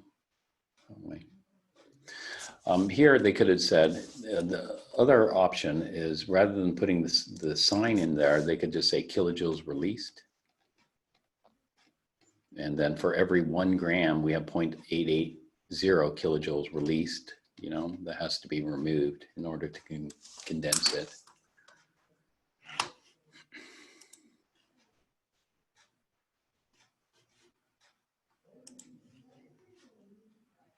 Acetone, acetone has an interesting structure. Acetone is a very common chemical. It's a nail polish remover. And acetone is CH3, it's like this. CH3, which is a methyl. That's tetrahedral. It's going to be bonded to a C, which is bonded to an O like this. Bonded to another CH3, this. This is tetrahedral. I'm not drawing it 3D though. This is tetrahedral, that's trigonal planar, that's tetrahedral there. This is acetone. It's highly volatile solvent, sometimes used as a cleansing agent prior to vaccination. It evaporates quickly from the skin, making the skin feel cold. How much energy is absorbed by 23.8 grams of acetone as it evaporates?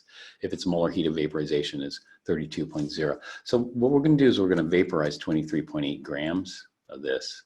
And how much energy? Well, per gram is 32.0 kilojoules per mole.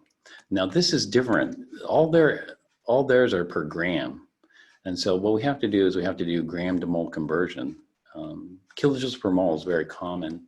And so I need to insert here one conversion factor. And that is I need to do gram to mole. So we got 3 carbons. 3 times 12 is 3603. And then 6 hydrogens would be 606, and then 1 oxygen, which is 1600, and we can add it out. And then we do gram to mole conversion, then mole to kilojoule conversion here, just using dimensional analysis. So let's see what the book did here. Did a gram to mole conversion using the molar mass. We'll just add that up, and then this one, kilojoules per mole. 13.1. So this is different because all the values in the chapter were kilojoules per gram, but in normal books, it's kilojoules per mole. You see kilojoules per gram. But if you look at a normal book, it's kilojoules per mole.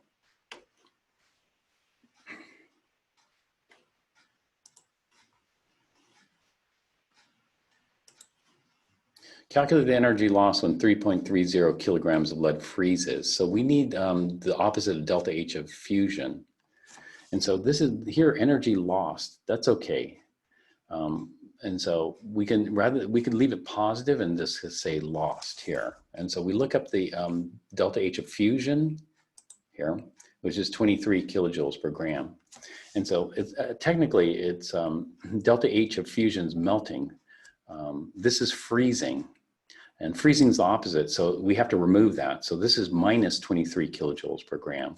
And so if you're going to get rid of the minus sign, then you have to add some verbiage here, and that is kilograms. So this is, rather than writing this, we have 2 choices for that. For this, we could call it minus 23 kilojoules per kilogram. If we use it like this, minus 23 kilojoules per kilogram, this is weird because well, anyway, it's 0.023.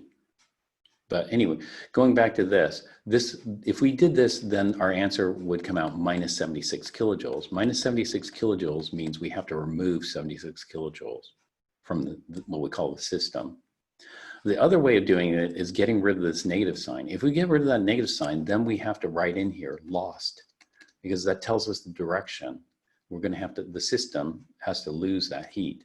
And so over here, what we'd say is 76 kilojoules lost versus absorbed, you know.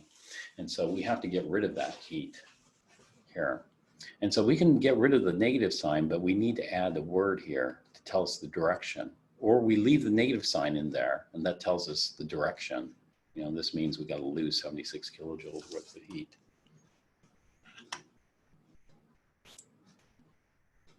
'71.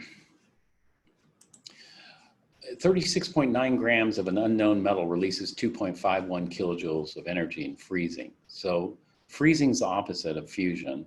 What is the heat of fusion of that metal? And so it releases. Releases is lost. And so in terms of sign, this is actually minus 2.51. So if we're looking at delta H of freezing is going to be minus 2.51 kilojoules. That's how much heat is lost per 36.9 grams of metal. And so we just divide that. And what does that come out to?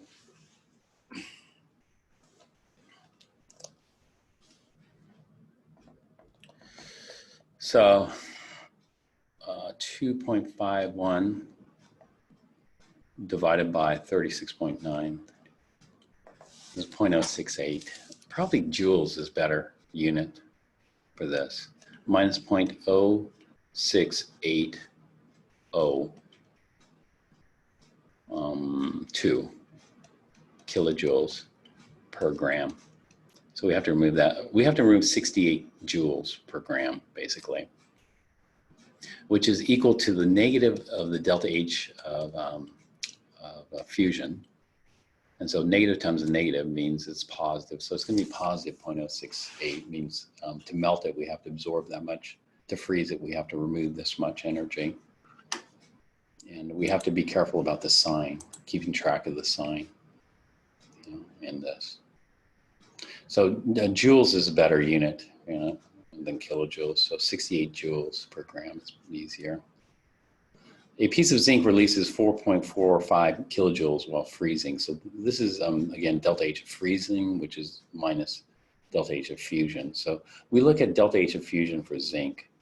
And so the way we keep track of sign here is releases.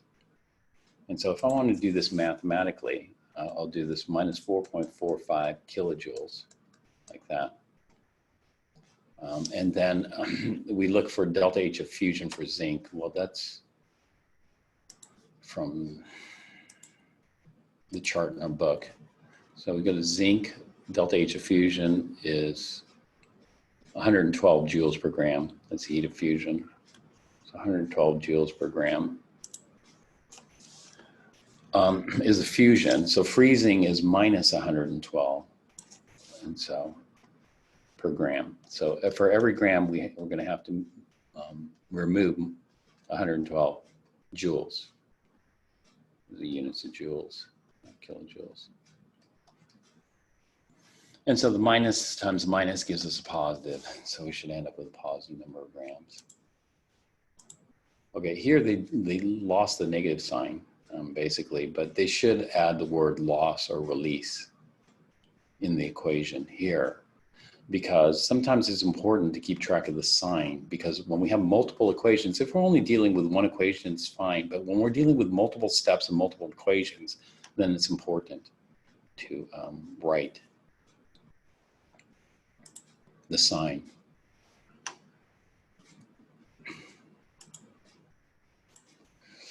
Samples of two different metals, A and B, have the same mass. Both samples absorb the same amount of energy. The temperature of A increases by 11 degrees.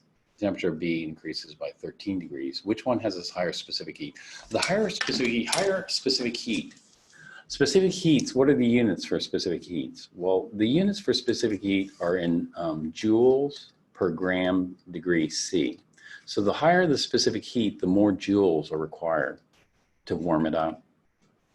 And so here, this one is going to require more joules because it didn't get as hot. So to bring this up to 13 is going to require more joules than this one. This one already got to 13. This one will need more heat. And so, in other words, this one has a higher specific heat. I mean, this one here. This one has a higher specific heat because we need more energy. We need more energy to bring it up the temperature. This one has a lower specific heat. The lower specific heat means less energy is needed. And so A has a higher specific heat.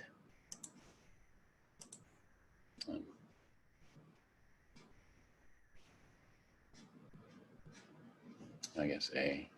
Now, specific heats, you should take a look at some of the numbers for the specific heats. The specific heats were on this other chart here.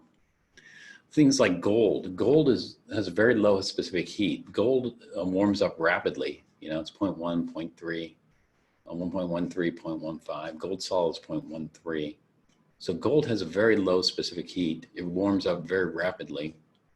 Water has a very high specific heat, 4.18 joules per gram degree C. It warms up very slowly.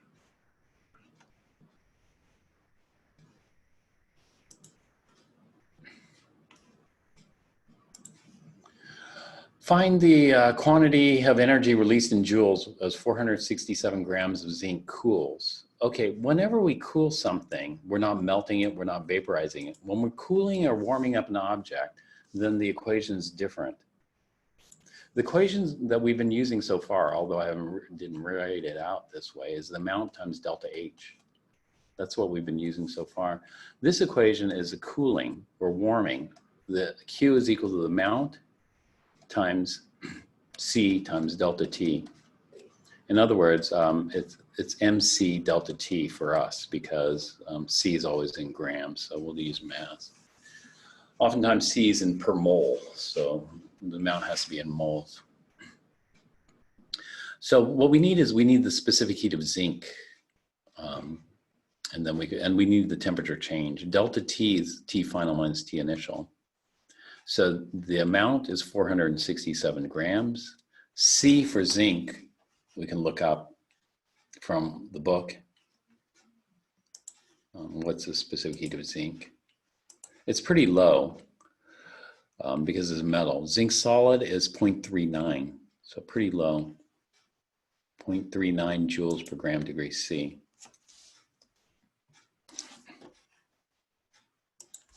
So here we got 0.39 joules per gram degree C. Grams cancel.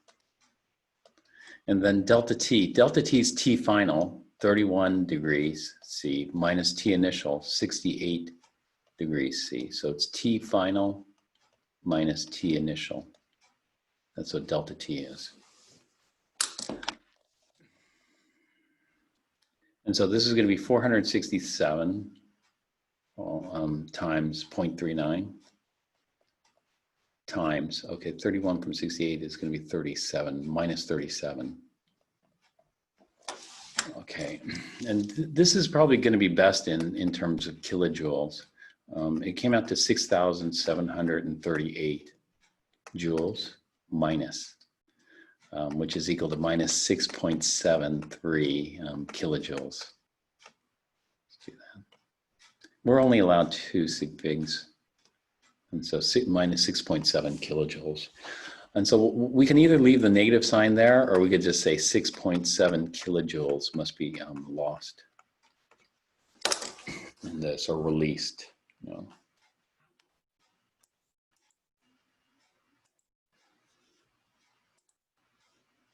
So they left a negative sign there. You know. We could get rid of the negative sign and just call it lost at the end. How much energy, kilojoules, is released when 2.30 kilograms of gold is cooled? Okay, so this is, we use exact, whether it's warmed, whether we're raising the temperature or lowering the temperature, doesn't matter. It doesn't matter, we use the exact same equation. This is different than, you know, condensation versus vaporization and fusion versus freezing. or we use a different thing there. But here we use the exact same equation. That is, whenever an object is warmed or cooled, the equation is going to be Q is equal to mc delta T. So M is 2.30 kilograms. Our book likes grams, so we're going to go 2.30 kilograms and convert it to grams, 1,000 grams per kilogram. So we have grams of gold. And then we need the specific heat of gold. Well, I just looked at it. It was pretty low, but it was 0.13. But let me just make sure. It's 0.13. Gold is the lowest at 0.13 here. I don't think there's anything lower. And so gold warms up very rapidly, in other words. And so it only requires 0.13 joules to heat a gram of gold by a degree C. That's not much energy. And so the grams cancel out the grams.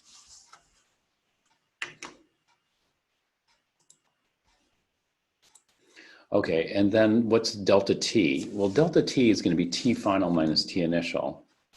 So T final here is 22 degrees C. So 22 degrees C minus T initial, which is 88 degrees C. And so the degree C will cancel, and that just leaves us with joules here. And so let's go ahead and calculate it. Actually, we don't need to calculate it because it's going to be here. Here. So we went from kilograms of gold to grams of gold, and then we used the specific heat, 0.13 joules per gram degree C, and then our delta T, 22 minus 88 degrees C. And they convert it into kilojoules. You could leave it in joules or convert it into kilojoules here. Note the sign. This is cooling. When we cool something, we have to remove heat. That is, it's got to be negative. When we warm something, we have to add heat. When we warm something, we have to add heat, so it's going to be positive.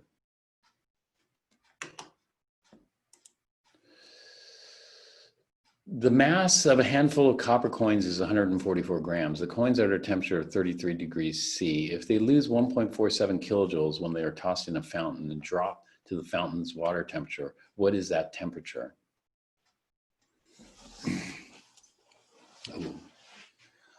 All right, this is an advanced problem here. This is an advanced problem here. Because 144 grams, oh, copper coins. This is not pennies. Now it's not an advanced problem. It was an advanced problem because I thought they were talking about pennies. If this were 144 grams of pennies, then pennies are mostly copper, 2.5%. I mean, mostly zinc, actually. They're only 2.5% copper. There's barely any copper. They're all zinc. And so if this would be a mixture. And so we'd have to do two separate problems and add it. We'd have to figure out how many grams of zinc we have, and we'd have to figure out how many grams of copper we have and do two separate calculations for those and then add them up. Here, this is saying copper coins. So we're just going to say, I wish they would have said pure copper coins. Otherwise, this is going to be a little bit confusing. And so this is 144 grams of just copper. Okay, so if we have 144 grams, the copper is at a temperature of 33 degrees. So this is T initial. If they lose 1.47 kilojoules, so 1.47 kilojoules is the amount of Q. Q is equal to 1.47 kilojoules negative. That's equal to the amount M times C. So what's C of copper? So let's take a look at the table here. It's pretty low. And so if we go to copper, it's 0.38. Copper solid is 0.38.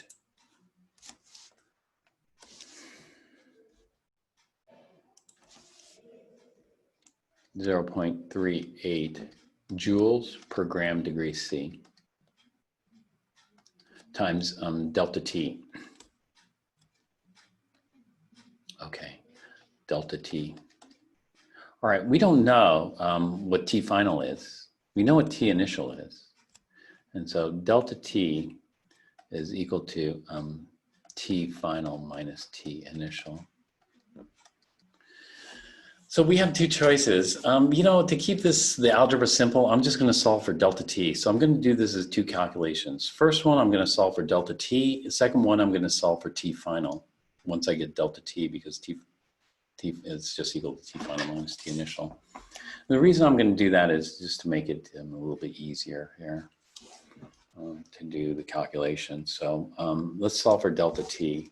And so solving this for delta T is equal to Q divided by mass divided by C.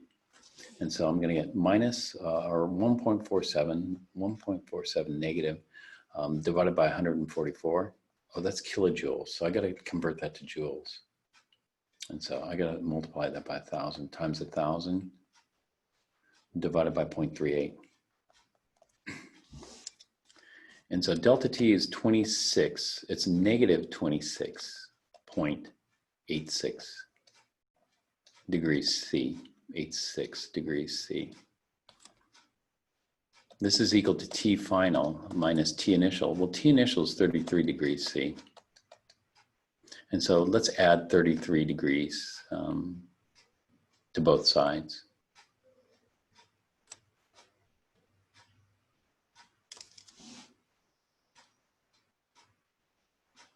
So if I add 33 to both sides, I get 6 point T final.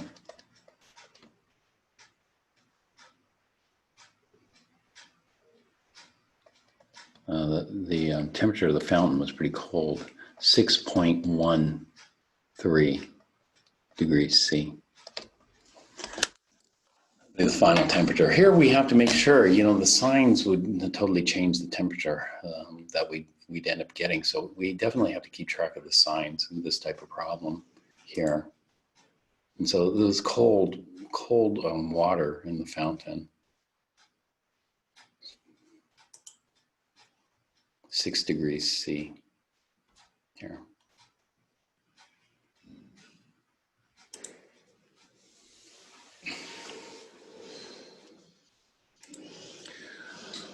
All right. So here we have heating and cooling curves, except their phase changes here.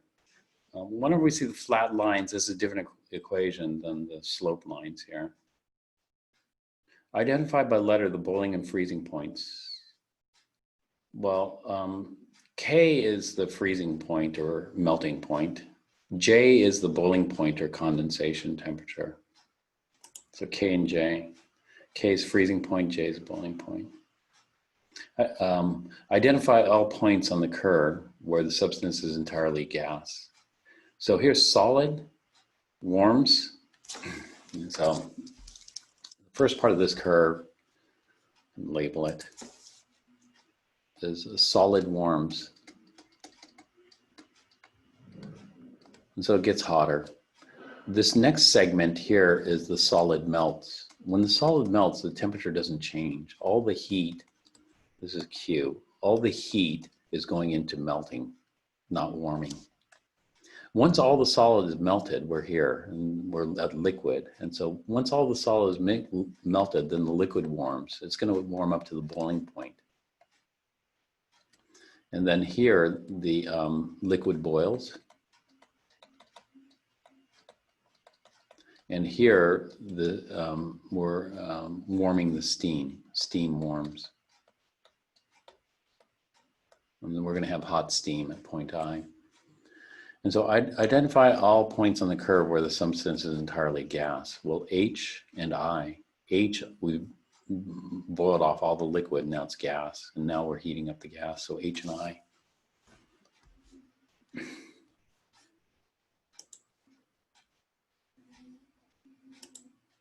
H and I. Identify all points on the curve where the substance is partly solid and partly liquid. Partly solid and partly liquid is when it's melting. So that's going to be B, C, and D. B is just where it starts melting. So B could be termed as pure solid. It's just slightly past B, we're there. And so C. And D is all liquid. So maybe just C. Depends what they're talking about here. So just C. Because B is still all solid and D is going to be all liquid. And so C is going to be partially melted. So that makes sense. Describe the physical changes that occur as energy NP is removed from the sample. Energy NP is removed from the sample. So NP, so NP, what does that mean? If we remove this, then what's happening is the steam is condensing to a liquid and the liquid is cooling all the way to 0 or the freezing point. Need not be 0 because it's for water. Gas condenses and liquid cools to, and then to the freezing point. Using letters from the graph, show how you would calculate the energy required to boil the liquid at its boiling point. Using letters from the graph. Well, here, you know, well, we start off at F and then we end up at H. If we want to boil all of it, we're going from F to H. And so that's what we calculate. You know.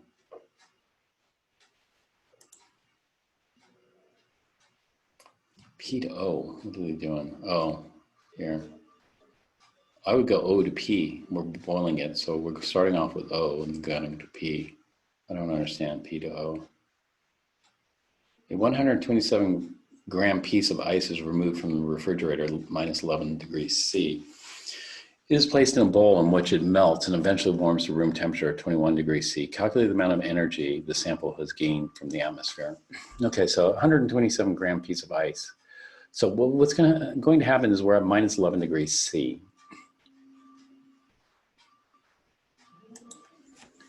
And so here we have very cold ice. And the very cold ice at minus,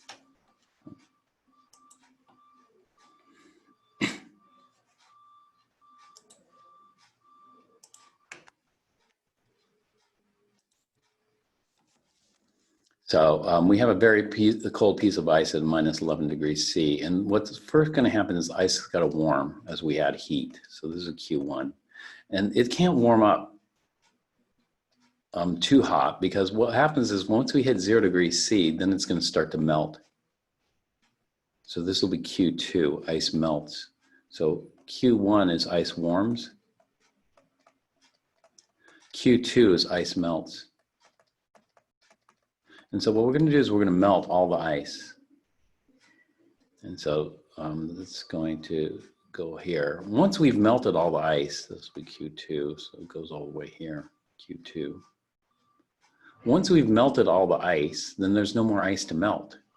And so if we keep adding heat to that, well, we can't melt any more ice. So all we're going to do is we're going to warm it. But we're not going to warm it all the way to boiling. We're just going to warm it up to 21 degrees C here. And so we'll have water at 21 degrees C. So water warms. Here, water warms. Now here, ice warms, it's equal to MC delta T. Water warms, it's equal to MC delta T. But the specific heats are different for ice and water. When ice melts, Q is equal to M times delta H of fusion. Fusion is melting. And so what we have to do is we have to add up these steps. We're going to add up Q1 plus Q2 plus Q3. And that's going to give us the total heat, Q total. And so Q total, in this case, is Q1 plus Q2 plus Q3. And so what is the amount of ice? 127 grams. So 127 grams. What is the specific heat of ice? And so we'll have to look up the specific heat of ice here in the chart. And so ice has a specific heat here, 2.06. This is a specific heat of ice. 2.06 joules are required to heat 1 gram of ice by 1 degree C. Now, what is delta T? Well, delta T, we're going from minus 11 to 0. So it's T final, 0 degrees C, minus T initial, 11 degrees C. Okay, it's a minus. So a minus is going to give us a plus. And our delta T is plus 11 degrees C. That's a minus. That's what I'm trying to show there, but I didn't write it. And so how much energy is that? So let's calculate how much energy it costs to warm up the ice. So that's 127 times 2.06 times 11. And so that's going to cost us 2,877 joules worth of energy to warm up the ice by 11 degrees C. Okay, that's Q1. Now let's go to Q2. Q2 is melting the ice. And so to melt the ice, we need to know the amount. So the amount is 127 grams of ice. Now, and then we need delta H of fusion for ice. Delta H of fusion for ice, we can look up on the chart here. And so we got ice, water, delta H of fusion is 333 joules per gram. 333 joules per gram. And so this is going to be times 333 joules per gram of ice. So that's how much heat is required to melt the ice. And so this is going to be 127 times 333, which gives me 42,291 joules. Okay, so that's the amount. So it's going to cost a lot of energy to melt that ice. It didn't cost that much to warm it up here. Now we got to warm up the water. And so we melted all the ice after we add this much heat. So that's this leg. And then we melted all the ice, we're here. And so now we got to warm up the water. To warm up the water, that's going to be Q3. It depends on how much water we have. Well, we have 127 grams of water. And then the specific heat you should know. The specific heat of water is 4.18 joules per gram degrees C. Times our delta T. Delta T, T final is 21 degrees C minus T initial, 0 degrees C. So we're warming it up from 0 to 21 degrees. And so that's going to equal 127 times 4.18 times 21. 11,148 joules. So by far the most energy was in melting here. And then next was warming up the water. And then next was warming up the ice. And so we're going to add these all together. When we add those all together, we'll get the total amount of energy required to do what we just did.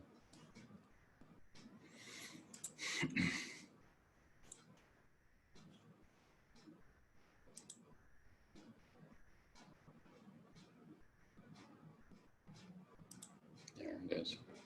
All right, so we can add it all together. So here's Q1, warm the solid. Q2's melt the solid. Q3's warm the liquid. And so they converted in kilojoules, which makes sense. You know, get rid of all these thousands. And they get 56 kilojoules by adding these three steps up.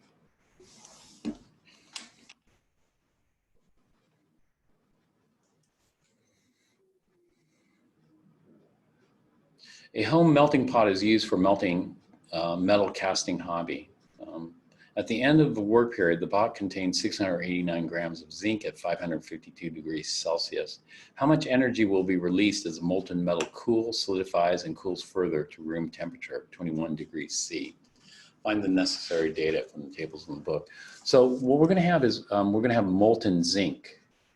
Let's see what the boiling point of zinc is. I don't think that's gaseous because 552 is probably below its boiling point. So we go to zinc, its boiling point is 907. So 552 is below, therefore it's got to be liquid. And so 552 is above the melting point, which is 420, but below the boiling point, which tells me zinc is liquid. And so what we're going to have is we're going to have some hot zinc liquid. And so we're going to go backwards now. And so we have hot zinc liquid, and the hot zinc liquid is going to be at 552 degrees C. And so the liquid zinc cools. The liquid zinc cools until we hit its freezing point. And so zinc liquid cools. Okay, now what was its freezing point? In other words, when will the liquid freeze?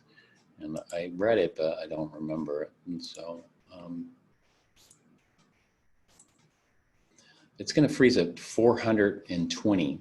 Its melting point and freezing point are the same temperature. Like the melting point of ice is 0, the freezing point of water is 0. It's the same temperature, so it's 420.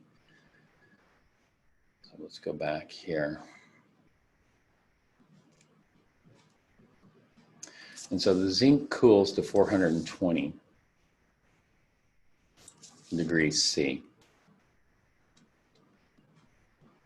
How much energy does that take? Well, when zinc cools, Q is equal to MC delta T. Whenever we cool or warm an object, it's MC delta T. The amount of zinc, what is the amount of zinc?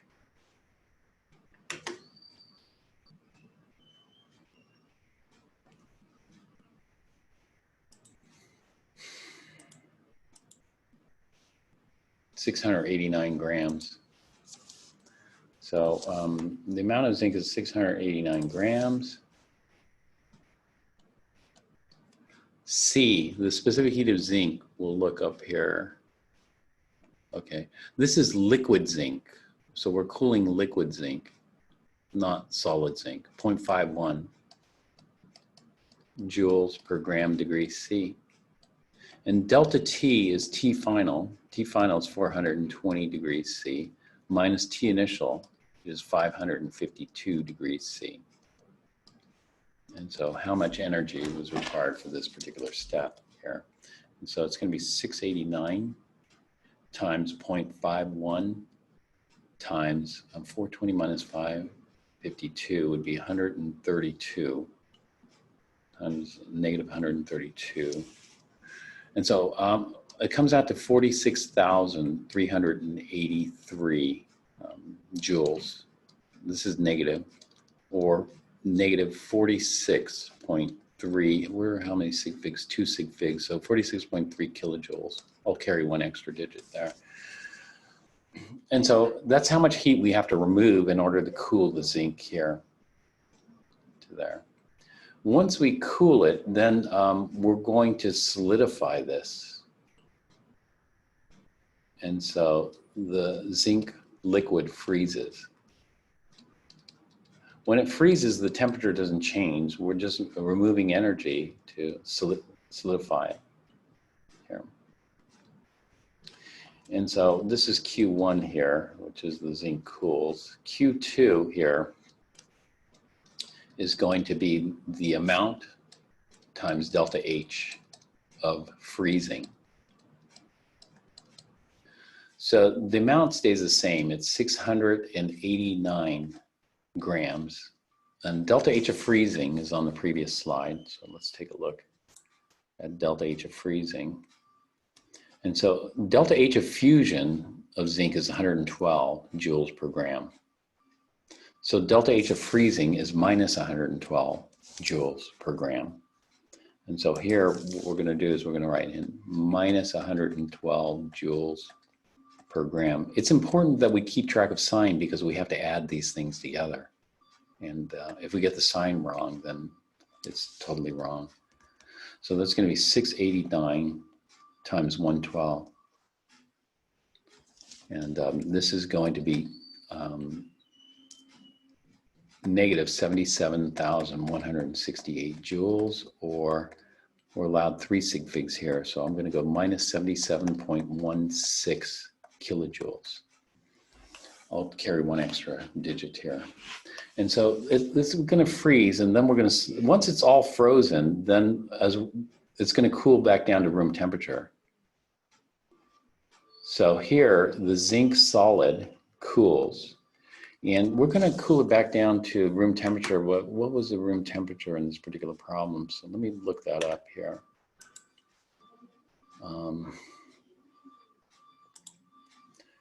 21 degrees C. Normal room temperature is 25, but 25 is on the warm side. And so standard room temperature is 25, but of course people like it a little bit cooler than 77. 21 is very comfortable, so that makes sense. And so we're going to cool it from 420 degrees C. So now we have zinc solid at 420 degrees C, and we're going to cool it all the way down to 21 degrees C. This is way down here. And so we're going to go to 21 degrees C here from 420 degrees C. And so zinc solid cools. So this is going to be Q3. When a solid cools or liquid cools or warms or whatever, it's the same. It's going to be MC delta T. Okay. The mass is 689 grams. Now, this is the specific heat of zinc solid. The specific heat of zinc solid is different than the specific heat of zinc liquid. The specific heat of zinc solid is 0.39. So this is going to be 0.39 joules per gram degrees C. And then delta T, well, T final is 21 degrees. T initial is 420 degrees C. So that's going to be 689 times 0.39 times negative 399. Wow, that's a lot of energy. 107,215 joules negative. And so this is going to be a negative 107. We're allowed, what, we're allowed two sig figs. So we'll just say 107 kilojoules. All right, and then we add these three up. And that's going to be the total amount of heat that has to be removed to accomplish this process. When we add the three up.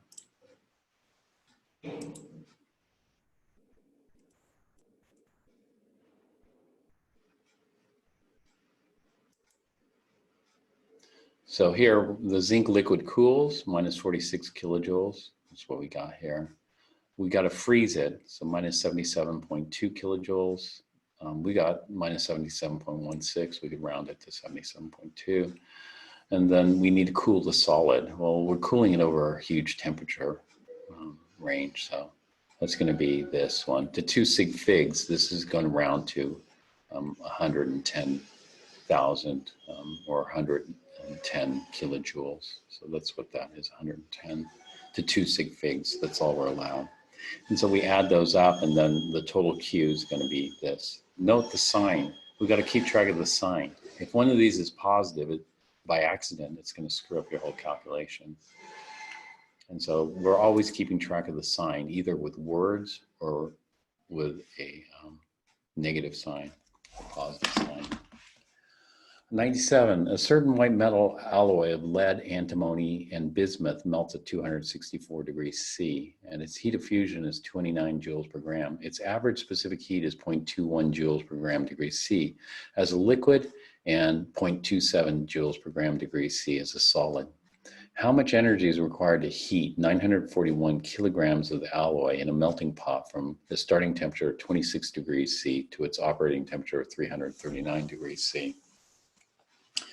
And so here is a heating curve. So we're starting off at, where are we starting? 26 degrees C. So we start off with a solid at 26 degrees C. And then we're going to warm it until it hits its melting point. So it melts at 264, so we can't heat this forever. We're going to heat it up to 264 degrees C. Once we hit that, then any heat added is just going to melt it. And so the alloy warms is the first step. And then the alloy melts is the next step. And then, let's see. How much energy is required to heat? Then we're going up to 339. So we're going to melt all of it. And so once we melt all of it, we're going to have a molten alloy at 264. And then we're going to warm that up to a higher temperature of 339 degrees C.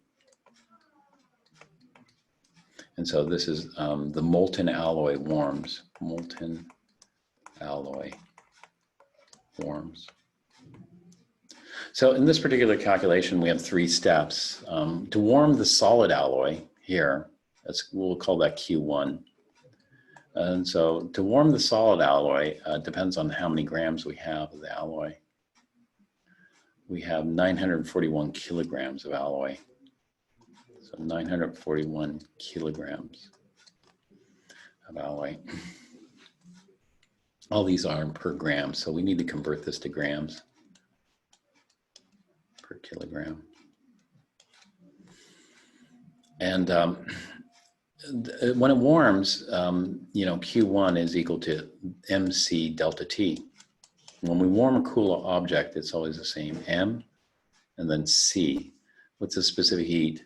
The specific heat of the solid.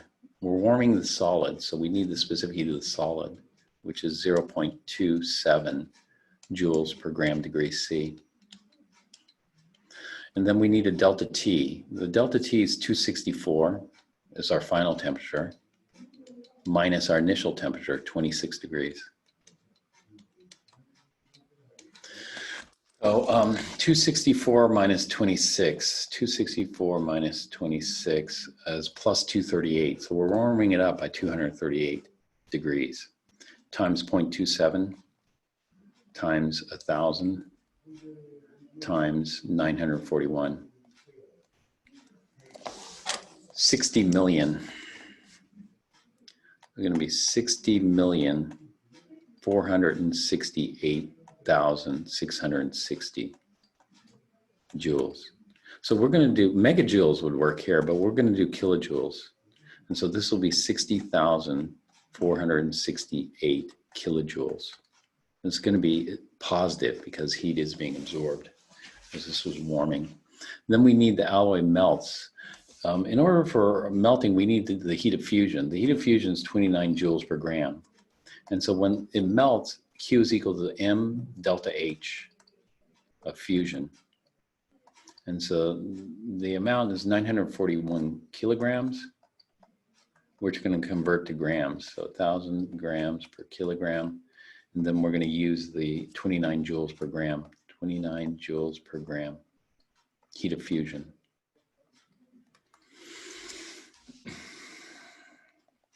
So 941 times 1,000 times 29.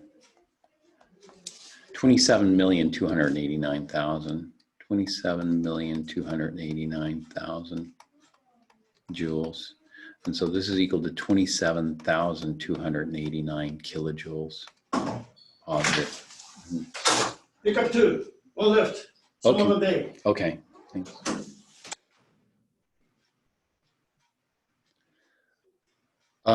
Okay, then that's Q2. So actually didn't require that much heat to melt it.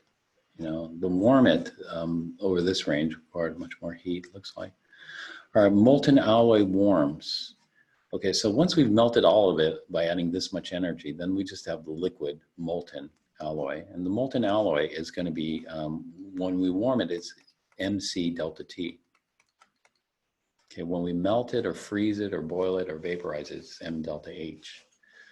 And so the same type of calculation here, you know, kilograms to probably grams and then grams to, and then we need the specific heat of the liquid, you know, the molten alloy, which is here. And so it's just a different specific heat, and we'll plug it in. So it's the same type of calculation that we just did, but, you know, going in the opposite direction here.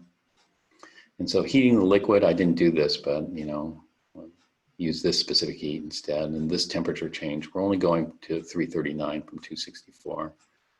Gives us, you know, this many kilojoules. Then we add the 3 steps together to get the total. So that's this. I didn't quite finish this, but we don't have much time left. I want to finish this chapter at least.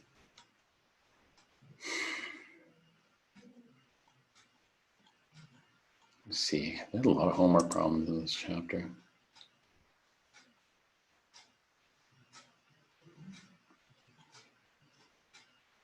I'm not gonna finish this today. All right, I got to finish this chapter tomorrow. This is chapter 15, so tomorrow we're going to do 16 and hopefully 17. That leaves us 18 and 19 left for next week. So I need to make it through 16, maybe 16, 17. Yeah, 16, 17, and then 18, 19 next week. That'll work. So let's take a look at these here. Classify each of the following as true or false. Intermolecular attractions are stronger in liquids than in gases. That's true. You know, the stickiness of the molecules hold liquids together at the same temperature. You know, gases gotta be less sticky. That's why they're gases. That's true. Substances with weak intermolecular attractions generally have low vapor pressures. No, if they're weak intermolecular attractions, they should have high vapor pressure. High vapor pressure is easy to vaporize, right? So this is false. Liquids with high molar heats of vaporization usually are more viscous. That's true because, you know, it's hard to vaporize. That means strong. They're very sticky, and that means they're more viscous. A substance with a relatively high surface tension usually has a very low boiling point. No, high surface tension means strong, sticky molecules, strong intermolecular forces, so high boiling point. All other things being equal, hydrogen bonds are weaker. No, all other things being equal, hydrogen bonds are stronger than these two. In other words, for small molecules, hydrogen bonds are stronger. And so that's true. Oops. Are weaker. No, they're stronger. They're false. Induced dipole forces become very strong between large molecules. That's true. When the molecules become strong, induced dipole forces are the most important. And when the molecules become very large, I should say, when there are a lot of electrons. So this is true. Other things being equal, nonpolar molecules have stronger intermolecular attractions. That's false. You know, if it's polar, if it's got a permanent dipole, it's usually better. You know, we saw that in this curve here. You know, sometimes it's hard to do that, but here, you know, these all things being equal, that is dispersion, then the more polar it is, the higher the boiling point in this box. That's what that was trying to show. So this is false.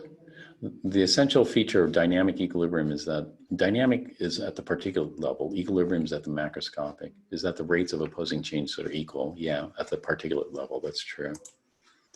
Equilibrium vapor pressure depends on the concentration of the vapor above its own liquid. Equilibrium vapor pressure depends on the concentration. Yeah, the higher the concentration of vapor, the higher the vapor pressure. So this could be true. The heat of vaporization is equal to the heat of fusion, but with opposite. No. Heat of freezing and heat of fusion are opposite. Heat of vaporization and heat of condensation are opposite, so this is false. The boiling point of a liquid is a fixed property of the liquid. That's true, you know. Okay, this was, I got hit here. It is a fixed property. It's a fixed property at a given pressure. And so at 100 degrees C, let me just add to this. I would argue against this, but at 100 degrees C, it's 1 atmosphere, and that's its normal boiling point. But if we're at, let's say, 1.1 atmospheres, then we know, we can easily predict what the boiling point is of the liquid at 1.1 atmospheres, and that's for water. You know, and so we know at what temperature water boils at. And so for me, that's what, you know, pure water has fixed properties, and that's one of the fixed properties. Mixtures have variable properties. And so I don't like this question because we can predict what the boiling point of water would be on Mount Everest if we know the pressure. Pressure on Mount Everest is about 1/3 at the summit, 1/3 of an atmosphere. And so if the external, oops, I'm out of time, but let me finish with this here.